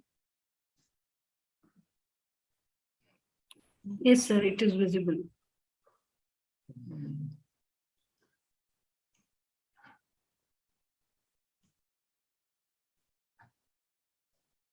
Okay, my topic will be just giving general aspects of sustainable development and co-management, mainly emphasizing on the mining and biodiversity.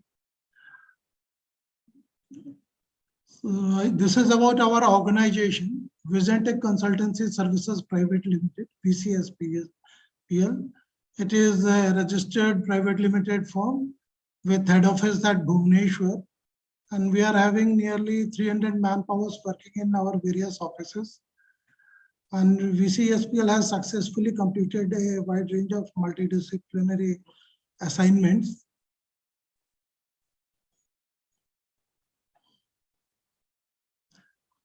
These are our services: forest clearance, planning and designing, environment clearance, supervision, other statutory clearances, quality monitoring, field investigation, DPRs, design and engineering. Our vision is to mainly build stability and success through sustainable growth and profit, to put the clients and their needs back at the heart of the business, and to deliver more than just compliance with environmental, health and safety requirements. As already our previous speakers have said about the mining, for India, nearly 2.5% of GDP is coming from the mineral mines, and it is a huge resource for India. And as in the beginning itself, DG Sir had said that for developing countries, the aspects are different and more challenging than the developed countries, because mining for us is playing a very important role in the economy. Approximately 87 minerals are there in India, which includes 4 fuel, 11 metallic, 22 non-metallic, 3 atomic, and 23 minor minerals. As the mining is at the heart of employment also, so as a developing country, we have to keep the mining developing and also to improve on our national economy as well as the employment. So the need there arises for the sustainable development. And here we feel that the need is for a co-management in the present scenario. Odisha is the major mineral producing state in India. As per 2018-19 post pre-COVID figures, Karnataka at 11.93% is the 4th state producing the mineral. And most of the iron ore finds initially were exported outside India. So that was one of the natural resources which was going outside India, because we did not have the technology at that time to reutilize the finds of the iron ore mines, which were dumped in huge stocks, and the land was degraded. But now with new and big steel companies, sponge iron and other steel industries coming up with the sintering and pelletization plants, the finds are being used inside the country and resulting in indigenous resource conservation. This is again the pie chart of which state shares. 6 states share about 92.71% of the total mineral production. As we have discussed earlier by our previous speakers also, what are the major impacts of mining on environment? Previously, we have been discussing mainly on rehabilitation and reclamation of the mine world and end of the mine life, what we have to do. But in a developing country, the need of hour is to have the mines in operation, and also the new mines have to be developed. But as soon as the mining is taking place, there are the impacts which will be there on the land use, change in livelihood like displacement and R&R, degradation and fragmentations of forest, loss of biodiversity habitats, disturbance in migratory routes of the fauna, damage to transportation routes, traffic congestions, reduced agricultural productivity in nearby areas, chronic respiratory, audiometric, and cardiovascular diseases, surface and groundwater contamination, and as already discussed by Dr. Mohan, the pyritic ore in India generally leads to acid mine drainage, which further leads to damage of the flora and the downhill water bodies. And as Dr. Shalini Madam was also saying, that in Meghalaya, the pH of river was nearly 4. So these are the impacts which have to be considered while planning the mining along with the conservation measures in a co-management plan.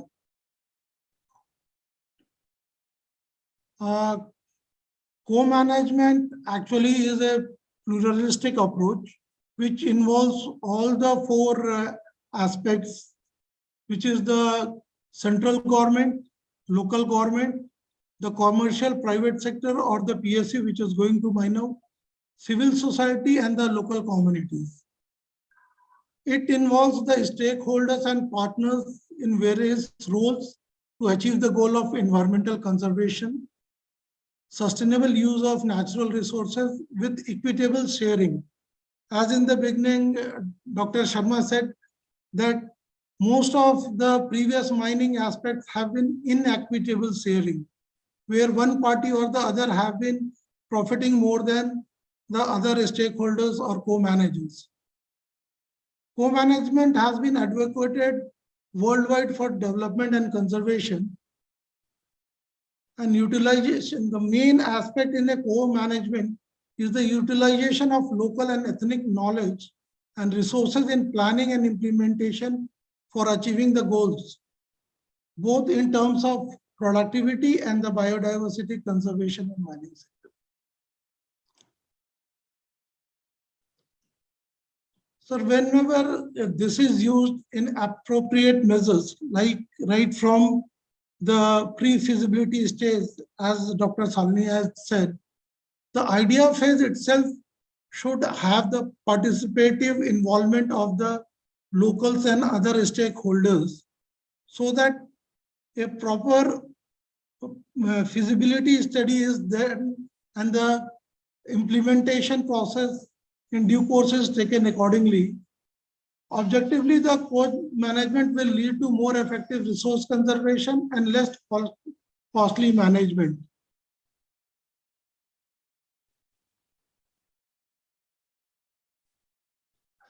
The benefit, as Envy says, in co-management is the regimes are considered to be more ethnical than the command and control management. It will hold promise for increasing equity and fairness. It will lead to gain in social capital and increased conflict resolution and more harmonized relationship, better empowerment and development of marginalized communities. Here we are saying that what are the types of management generally practiced. It is the open access management when everybody is having an open access to the natural resource. The other is the state management, where the state is managing the resources, making its own decision and passing on that decision to be implemented by lower bodies or the lower authorities. Next is the community management. In certain areas, the community takes the management of that natural resource and presides over that natural resource and plan the management. And the fourth is the private management. But all these natural resources are in common pool.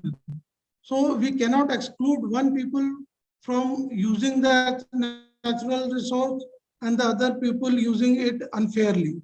So the common pool resources can be broken down further based on the mobility, storability, and the renewability of the particular resource. So all these 4 aspects have to be combined while planning a co-management of the natural resource along with the mining. Generally, the practice starts from number one, that is manipulation and therapy. We start doing something and start manipulating, then we go to the locals with some therapy and try to convince them. But instead, if we start with the participative management, like informing them right from the idea phase, what we are doing, going for the consultation with the alternatives, there will be always some resistance. Then we have to go for some placation. Then some trust will be developed. Then we will have to go for partnership. The indigenous and ethnic knowledge has to be incorporated in the decision making. And after the decision making, for the implementation, the power has to be delegated. And further, it has to be taken up by the citizen control.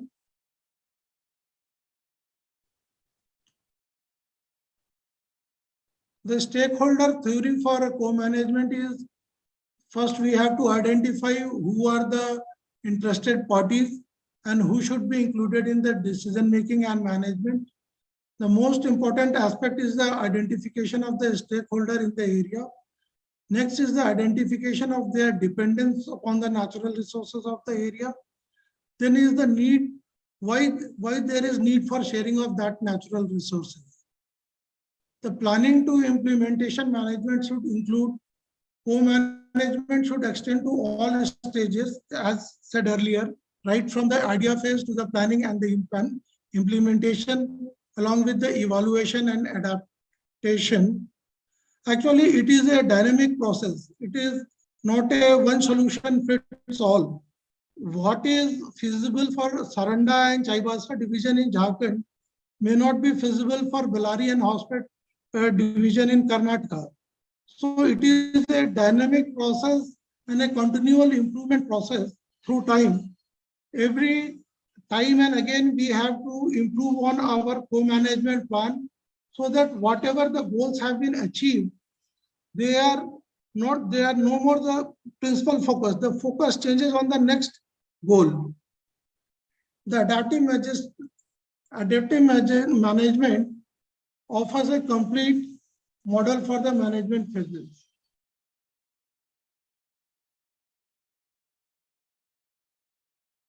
For understanding of co-management and delegation and devolution. So delegation is coming from up to bottom. Devolution also is transfer of the power from top to bottom. But in co-management, everything is developed jointly at the very lowest part, and gradually it is moving upwards. The fundamental of co-management involves real degree of power sharing between the government, social actors, and co-managers. Co-managers should not be treated only as the agents of implementation, but should be having their say in the decision making as well as planning. There should be the ownership and belongingness. The management, the conservation plan will be effective only when the local person is having the ownership and belongingness of that plan. If they are part of the plan right from the beginning, they will own the plan. And if they have the belongingness, the plan will be implemented properly, and a mutual trust and participation will further improve the steps. So this is general steps which are followed during co-management. The regulatory authorities or the government, they pass on the information to the community about the extent of the project, what are the impacts, whether there will be any displacement, R&R, the proposal and time-bound actions. Then the consultation mechanism starts. Mechanism for government to consult with the stakeholders. It can include questionnaires, social focused group discussions.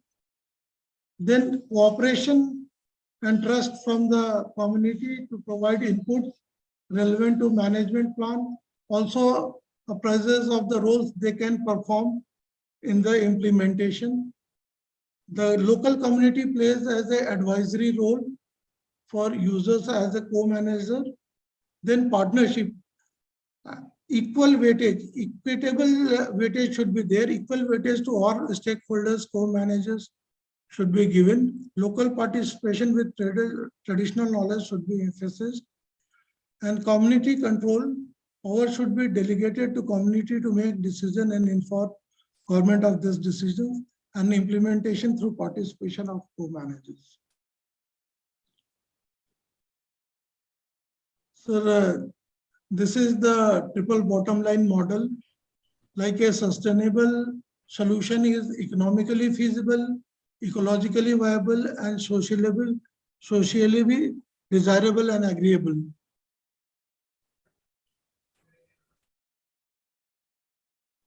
The economic, environmental, and social benefit of sustainability, co-management, and conservation is, say, for economic, it should be cost effective. Operational excellence should be there, and license to operate all the legislation and legal formalities to be followed. For social, the socio-economic benefit should be there. Health and safety should be taken into account. Quality of life should improve. As Tabata madam said, it should be nature positive, not nature negative. For environmental, all the air, land, and water, along with the biodiversity on these three, should be taken into account and the conservation measures planned. So sustainable development principle implementation and maintain ethical business practices and sound system of corporate governance, integration of stakeholders, implementation of risk management strategy with awareness and participation of locals, seeking improvement of health, safety, and environmental performance, contribute to social, economic, and institutional development of the communities, implementation of effective and transparent engagement, communication, and independently verified reporting. Sir, application should start before the mining, as we have already discussed, from the pre-feasibility or idea phase, during the operation, and after operation, that is during the progressive mine closure or final mine closure. Both should be taken into account for the sustainability of the project. So these are the developmental strategies which we have already discussed. It starts with the policy, strategies and standards, leadership and accountability, management system, monitoring and reporting, indicator and metrics and targets. So method of sustainable development, again, the natural steps and system thinking has to be taken into consideration, and understanding mining life cycle process as emphasized by Dr. Mohan, with associated ecological and human impacts, the current best practices for mineral mining, and the present recommendation to address current sustainable practices. Like one of the suggestion was there in the chat box, like previously most of the transportation was done by trucks or through railway siding. But now long distance pipelines and conveyor belts have come up with solutions of transportation. So sir, finally, we would like to conclude that a complete co-management plan should include a broad representation of all social sectors who exist with partnership level of public participation. Participation is stakeholders through all the stages. It should be kept in mind that it's a dynamic process and continual improvement is required. In addition, co-management can occur at any level of government. It is not that only the top management of government should go. Creating ownership on the resources should be there so that the belongingness is there. Co-management will further provide you a more transparent process, and co-management should be adaptive, and it is more economical than other centralized systems. Thank you, everybody.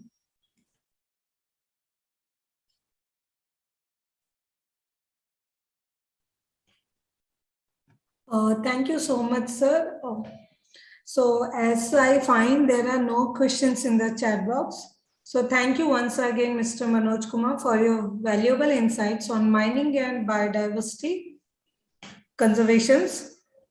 And now I further moving on, I invite our last distinguished speaker, Dr. Virendra Pratap Upadhyay.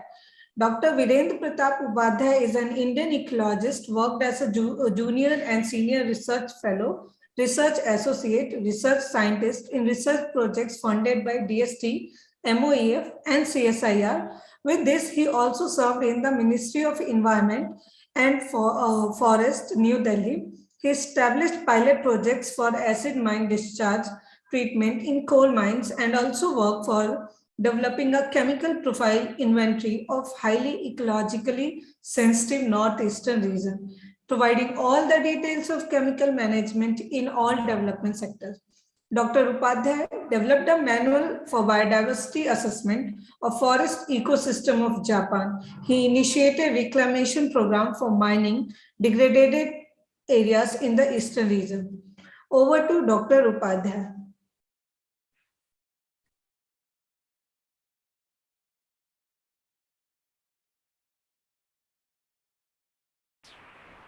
Thank you, Ms. Kumari.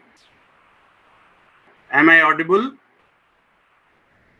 Yes, sir. Okay. Good evening, Dr. J. Sharma and all the colleagues of IMPRI and participating experts.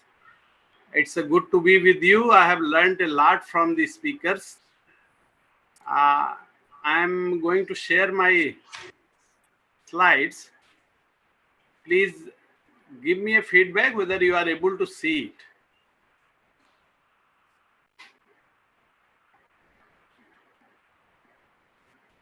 Are you able to see?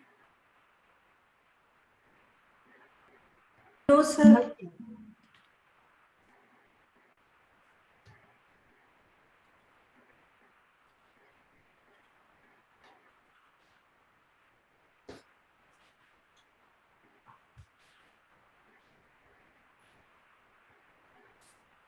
Sir, kindly click on that share option, sir.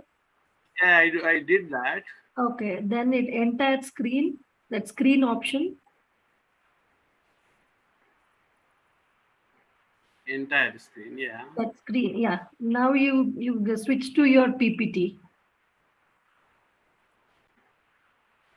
Yes, sir, it is visible. You can maximize it, like slideshow. No, sir. No, you have to switch to your PPT where you have opened your PPT because we could see the Zoom link.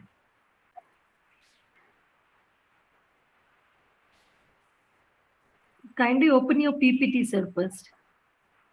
Yeah, I'm opening. Oh.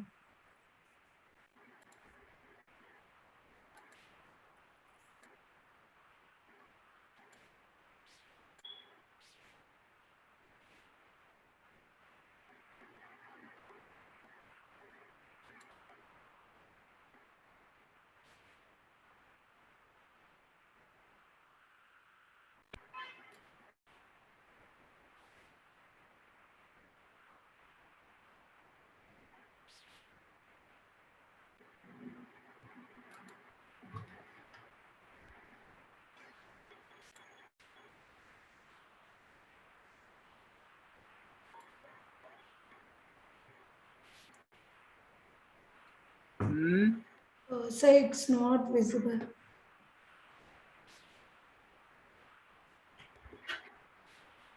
I'm making sharing.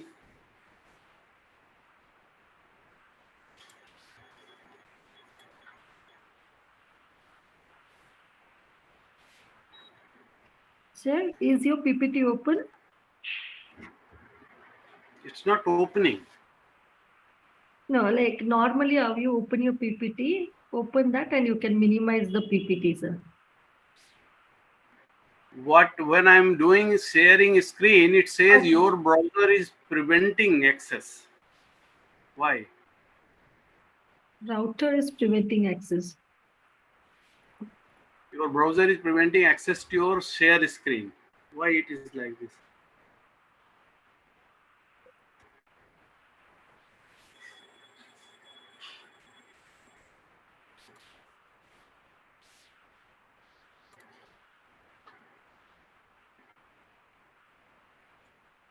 Sir, by the meantime, if possible, can you share your PPT to us?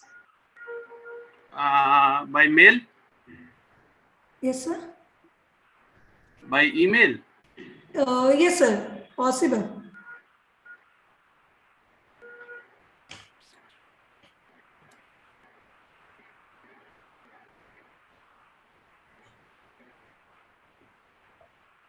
I'm so sorry, something happened. I was.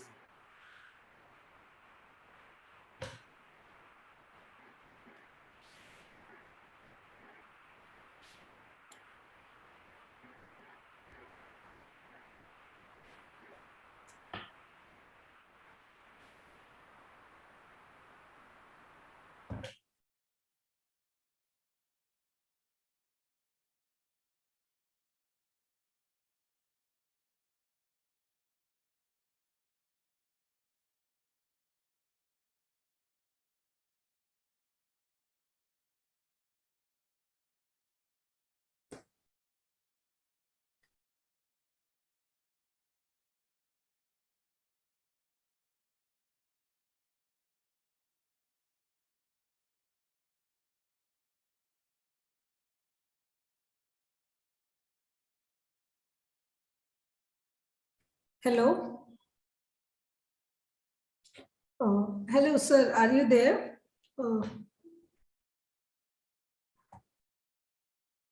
Hello.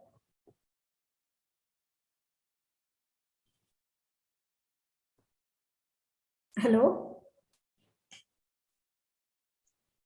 At least I can hear you. Okay, Yeah, Tabitha. ma'am.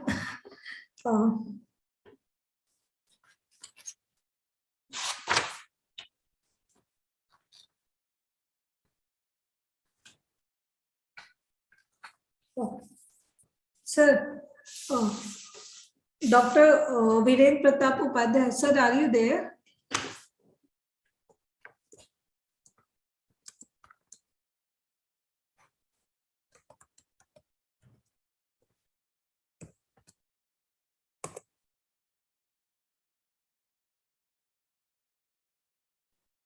Hello.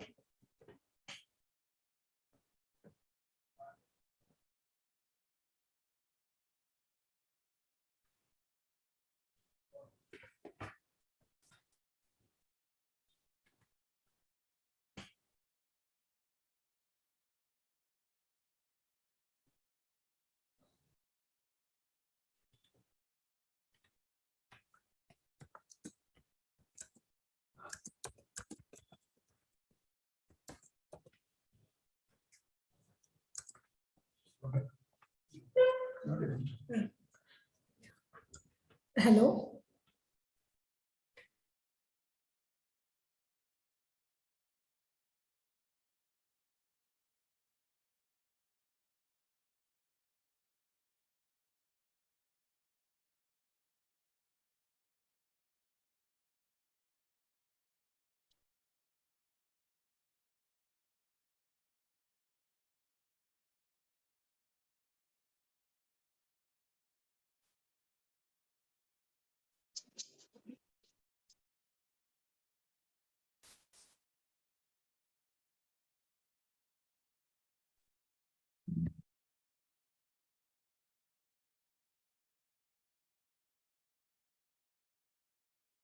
I think we have lost him. He's off the network.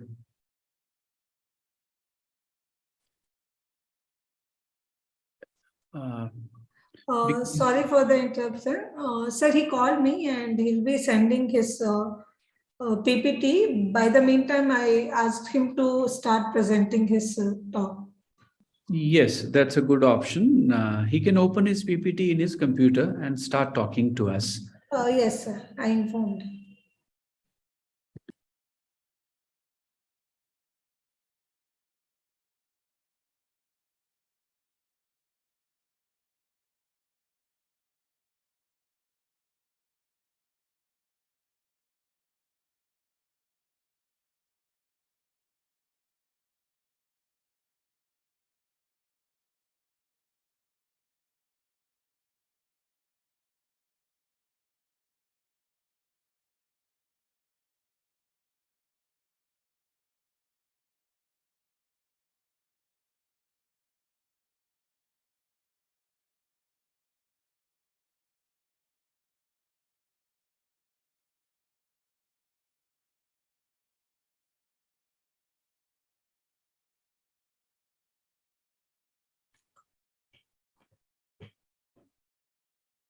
So by the meantime, you can start.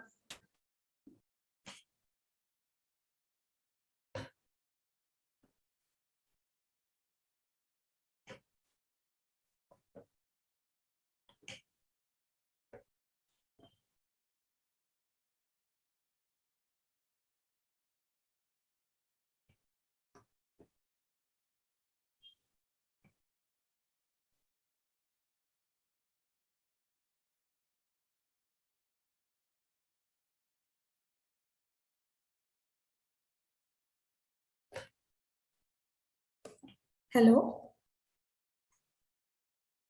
Hello?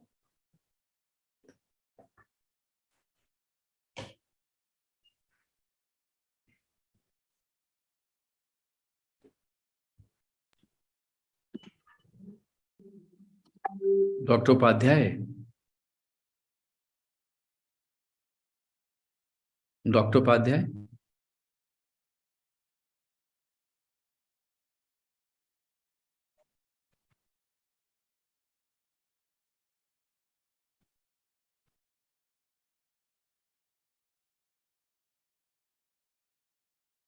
Dr. Upadhyay, can you hear me?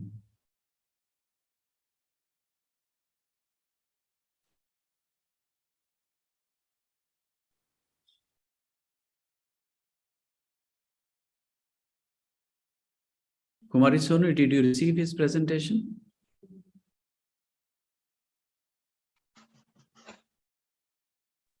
Sir, I've received it. I'm downloading and I'll be sharing it, sir.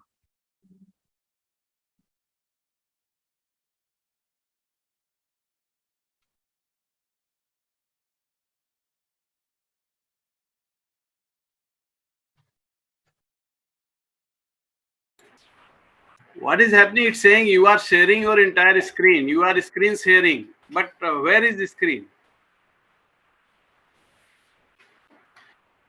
Okay, now sir, you are audible to us. So sir, you have to, we'll share your PPT. I guess you have to stop sharing your screen in that case. Okay.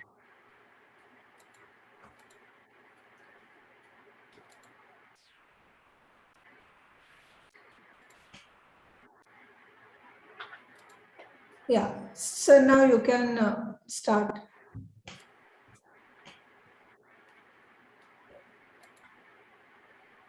Yeah, thank you so much.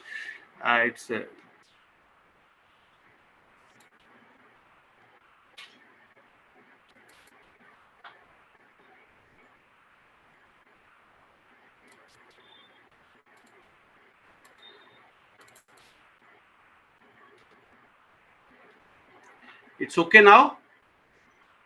It's okay, you can start soon. Yeah. But you have the control. I don't have the control. Okay. Okay, sir. Can I have the control? Sir, please let me know when to change. I will change the slide from my end. Okay, go ahead. Thank you so much. I'm sorry there was little disturbance, and Dr. J. Sharma and other colleagues of IMPRI and my participating experts. I really got benefited with this presentation of all the experts. And I, being a person having done some work on the environmental impact assessment and having served in the ministry in almost 13 states, looking at the mining also, I have little bit of knowledge about the reclamation and rehabilitation aspects of the various mining activities which are happening in the country, eastern, northeastern region and central region. And I will discuss some of the things which we have, initiated as a regulatory mechanism as well as a technical expert with the help of mining authorities, how the biodiversity initiative could be inbuilt into the mining process, and mining can go ahead hand in hand by making a balance between the ecological services as well as the mining. You may be aware that Ministry of Mines has got their own sustainable development framework, And you know that the lady expert of ICMM, she also spoke about this, and many of the Indian mining companies, they are member of that. And more so what Dr. J. Sharma has spoken about sustainable development goals. All these things are now speaking on the development perspective as well as how the sustainability should be achieved while going with the development. The Ministry of Mines also, the Sustainable Development Framework has been assigned to all the mining industries to look at the conflict between environment and social groups and how the impacts of individual mines as well as the regional and cumulative impacts can be addressed while going with the mines. And environment and social management framework, there is a need to be built, and the assessment, planning, management, and monitoring, all the four aspects should be the goal for achieving the sustainable objectives of the SDF. Next, please. Sorry for the interruption, sir, but this talk is only for 10 minutes. Okay. So just a reminder. Can you give me the this control? Jennifer, No. ma'am. Sir, actually, I have shared it, sir. I will only be changing. Okay. Let us go a little fast. Yes, sir. Okay, sir. Thank you, sir. The friends, if we are talking about the balance between biodiversity and mining, there has to be all four phases where we should make the provisions for biodiversity components to be taken together while you are doing the planning for mining, while you are doing production, and even in post-production, and what should be the final land use. Next, these are the mining regulations which are there in the country. All the coal mining as well as metal minings, they are under the environmental clearance mechanism, where we take the advice of experts giving the feedback about what are the environmental impacts, how environmental management plan can be made. Next, the beneficiation of minerals as well as the pipelines, slurry pipelines, are also covered under environmental impact assessment. As you know, environmental impact assessment has a very big component of the biodiversity assessment. So in the planning exercise, there is all hope that the EIA exercise will take out all the probable impacts which are going to be on the biodiversity while developing the project, that will be available in the environmental impact assessment report, so that environmental management plan is made. Next, please. If you look at the environmental clearance progress in the Government of India label, you can easily visualize that when the assessment was being done in the 1994 and 2006, different set of conditions were there because knowledge and the impact potential was little limited. We were developing, and the specialized conditions were not there. Say, for example, topsoil, overburden, gall and dense, this type of conditions were there in 1994. Next. Then with the change in the technology and impact assessment process, we started contributing to more on zero discharge safety, dust extraction system, having groundwater monitoring, piezometer. These are the developments in giving the environmental impact as a better tool for assessing the impact. Next, please. Then post 2010, we became little more expertise with experts.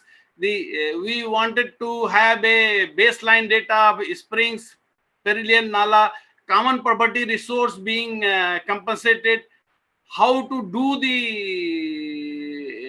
the reclamation of the wide areas, and then how to carry out the digital processing to regularly monitor what is the change of land use in that. Next, please. Then the additional specific condition about the community. Community also has come into the environmental clearance process. The environmental impact assessment taking environment as well as the social impact assessment has become a very significant part of the environmental clearance process. And the pollution also has gone to the level of the criteria pollutants and what are the constituents of those air pollution components that we started going for stipulation. Next, please. General conditions, you should have environmental management cell and the funds should be there for environmental management provisions. Next, please. These are type of minings where you can visualize there are technology available in the country where with the indigenous technology, with native germplasm, with our own people, we can develop the post-mining land use to the expectation of the nature as well as the total ecosystem. This is one of the experiment conducted in the chromite mine where we have created a native germplasm, native forest in a very, very short span of time by traditional technology. Take topsoil, spread it, do the plantation of dense plantation. This is one of the basic methodology adopted by Dr. Miyawaki of Japan. We did it here in chromite mines of Sukinda, and with the topsoil as well as with mulching material and dense plantation, we could achieve a significant result in early reclamation of mines compared to the other experiments or other remediation measures which we are doing. Next, please. This is the 3-year development of that particular experiment, and all the species you can see, they are all local species available in that area. And how to select the local species, this is again a regulatory platform can help you. EIA report is being made where biodiversity assessment is being done by locating or assessing the 10 square kilometer area about the what are the vegetation available. From that vegetation, what are the potential natural species on the basis of density and IVI, we can select those species and nursery could be developed, and we can make a plantation just like a natural plantation. It can match with the natural surroundings so that the flora and fauna of the nature, they can also enjoy the benefit of this. So the native technology and natural germplasm will be more helpful in developing the post-reclamation results. Next. This is the next slide for making a safety area development. Same technology is taken, dense plantation. Next. Next, please. Doing the mulching and anyway, can you go back? This is the safety area. We can develop the safety area by the indigenous plant species by taking the technology. So my point is that a region-specific biodiversity development methodology should be developed in each mining area or a regional mining scale, so that the people who are doing in the biodiversity development in a mining region, they should be symmetrical, they should be synced with the landscape. So we need to have a complete methodology and tool for developing a biodiversity in that area. Next, please. Next, this is the same slide we have developed. Another area is that this technology works beautifully in the slopes. This is another the limestone mine where dense plantation is done and mulching material is spread, and we can get a very good result within this is the result of 4 years. We can really invaded the area. And what is the benefit of the mulching material and what is the benefit of the topsoil? This can be discussed because time is not there, and there are published material available that can be taken as a good tool to develop their own native based reformed or transformed technology on the basis of these type of experiments. Next, please. Rehabilitation by transplantation, some of the experts have studied, and we have done it in one of the mine. Next, please. Normally what happens when area is clear fed in forest land, less than 14 centimeter of girth species, they are slashed, they are not taken. Only timber species are taken back by the forest department, and lower girth species, they are not appreciated. Here is an example where transplantation can be done by taking those less than saplings and seedlings in an area. This is the backfilled area, and some 8-9 species were taken during clearing of the vegetation, and they were transplanted here. And almost in the second year, 80% of the survival rate was there. Some of the species, they did not grow well, like Lagerstomia, but there are 7-8 species which were there available in that.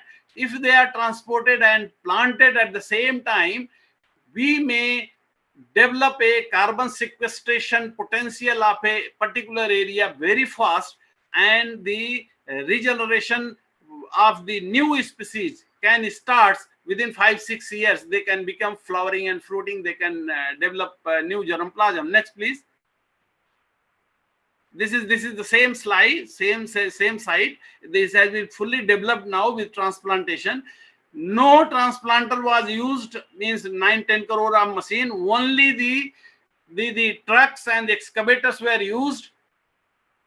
If we do the transplanter and other things, and we can take care of the fine roots, they are not damaged, success will be more than what we are expecting here. This is one of the area in Keonjhar districts.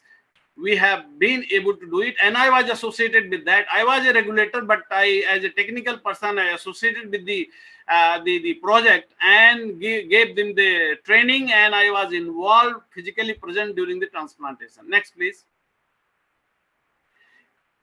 These are the 5-6 points when we are talking about the co-management of mining and biodiversity.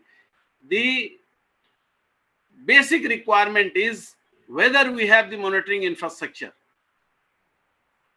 What is the green belt mechanism principle, and how to develop the green belt with species of local origin by taking the people together, and how to take care of that.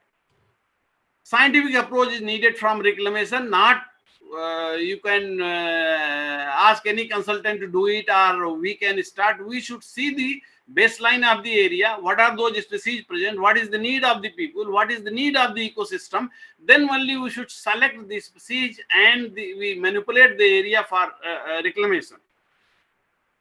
As on date, ecological benefits of the restoration which is being done in the mining sector is not very good. They are not matching with the requirement of the ecosystem. Say, for example, I develop a plantation, and that plantation needs pollination for the reproduction, and species which where the butterfly and those insects are depending on the pollination, they are not there. Those species are not there. So my plantation will not be successful, because we will not be creating a pollination ecosystem there.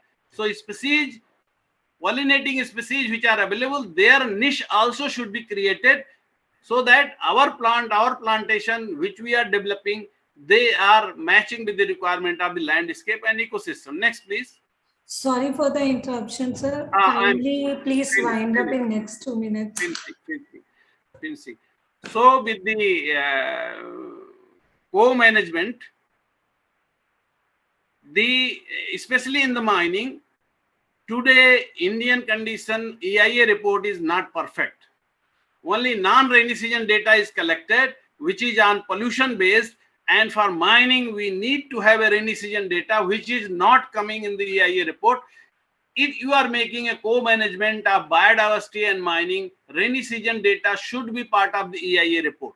Exotic and ecologically unacceptable species should be discarded, because they will not match with the requirement of the nature.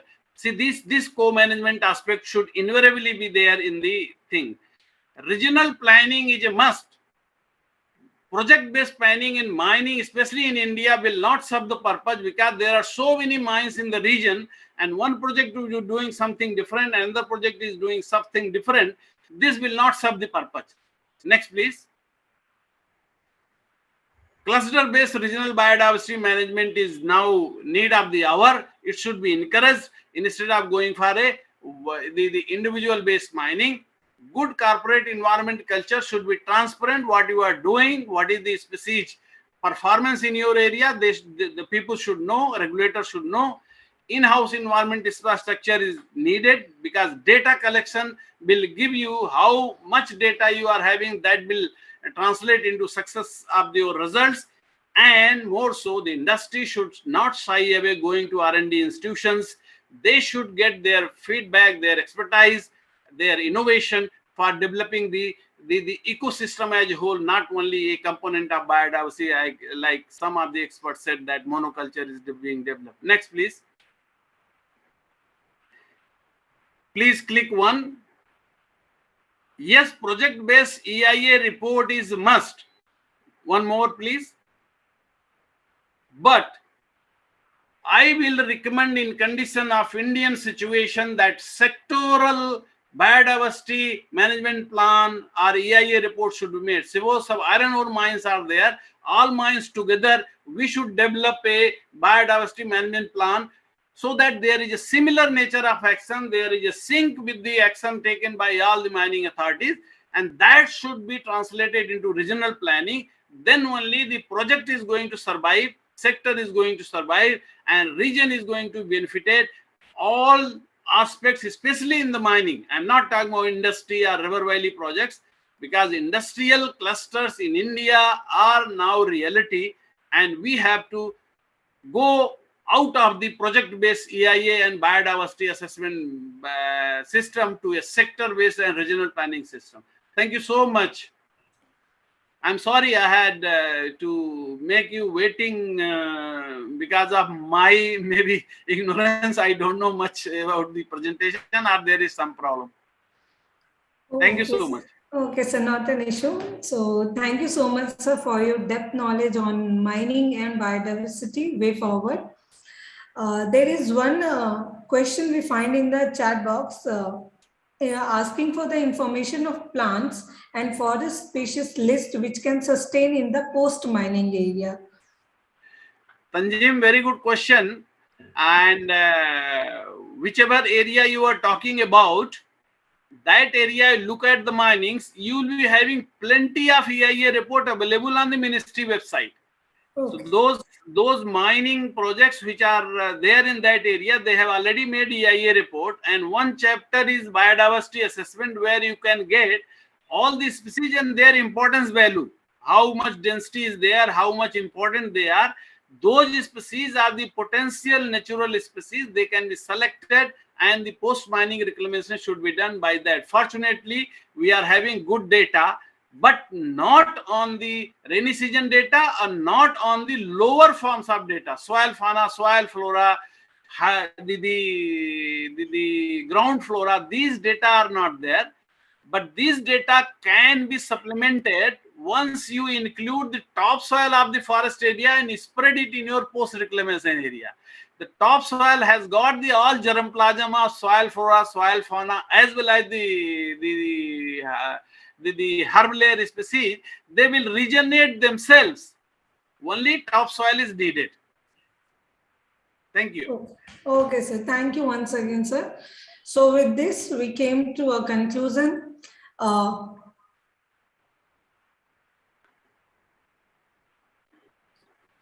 So thank you, speakers, for your scientific inputs. It was a great pleasure for us to listen to you. Once again, I would like to thank our distinguished speakers for sharing their time, experience, technical details, and providing their inputs on the topic of the webinar. I'm thankful to participants for their active participation, interest in the subject to make this webinar successful. With this, I'm thankful to EMPRI administration and colleagues to help in organizing this webinar. Thank you one and all for your participation in the one-day international webinar. With these words, I would like to wind up the webinar. Thank you once again. Thank you, sir.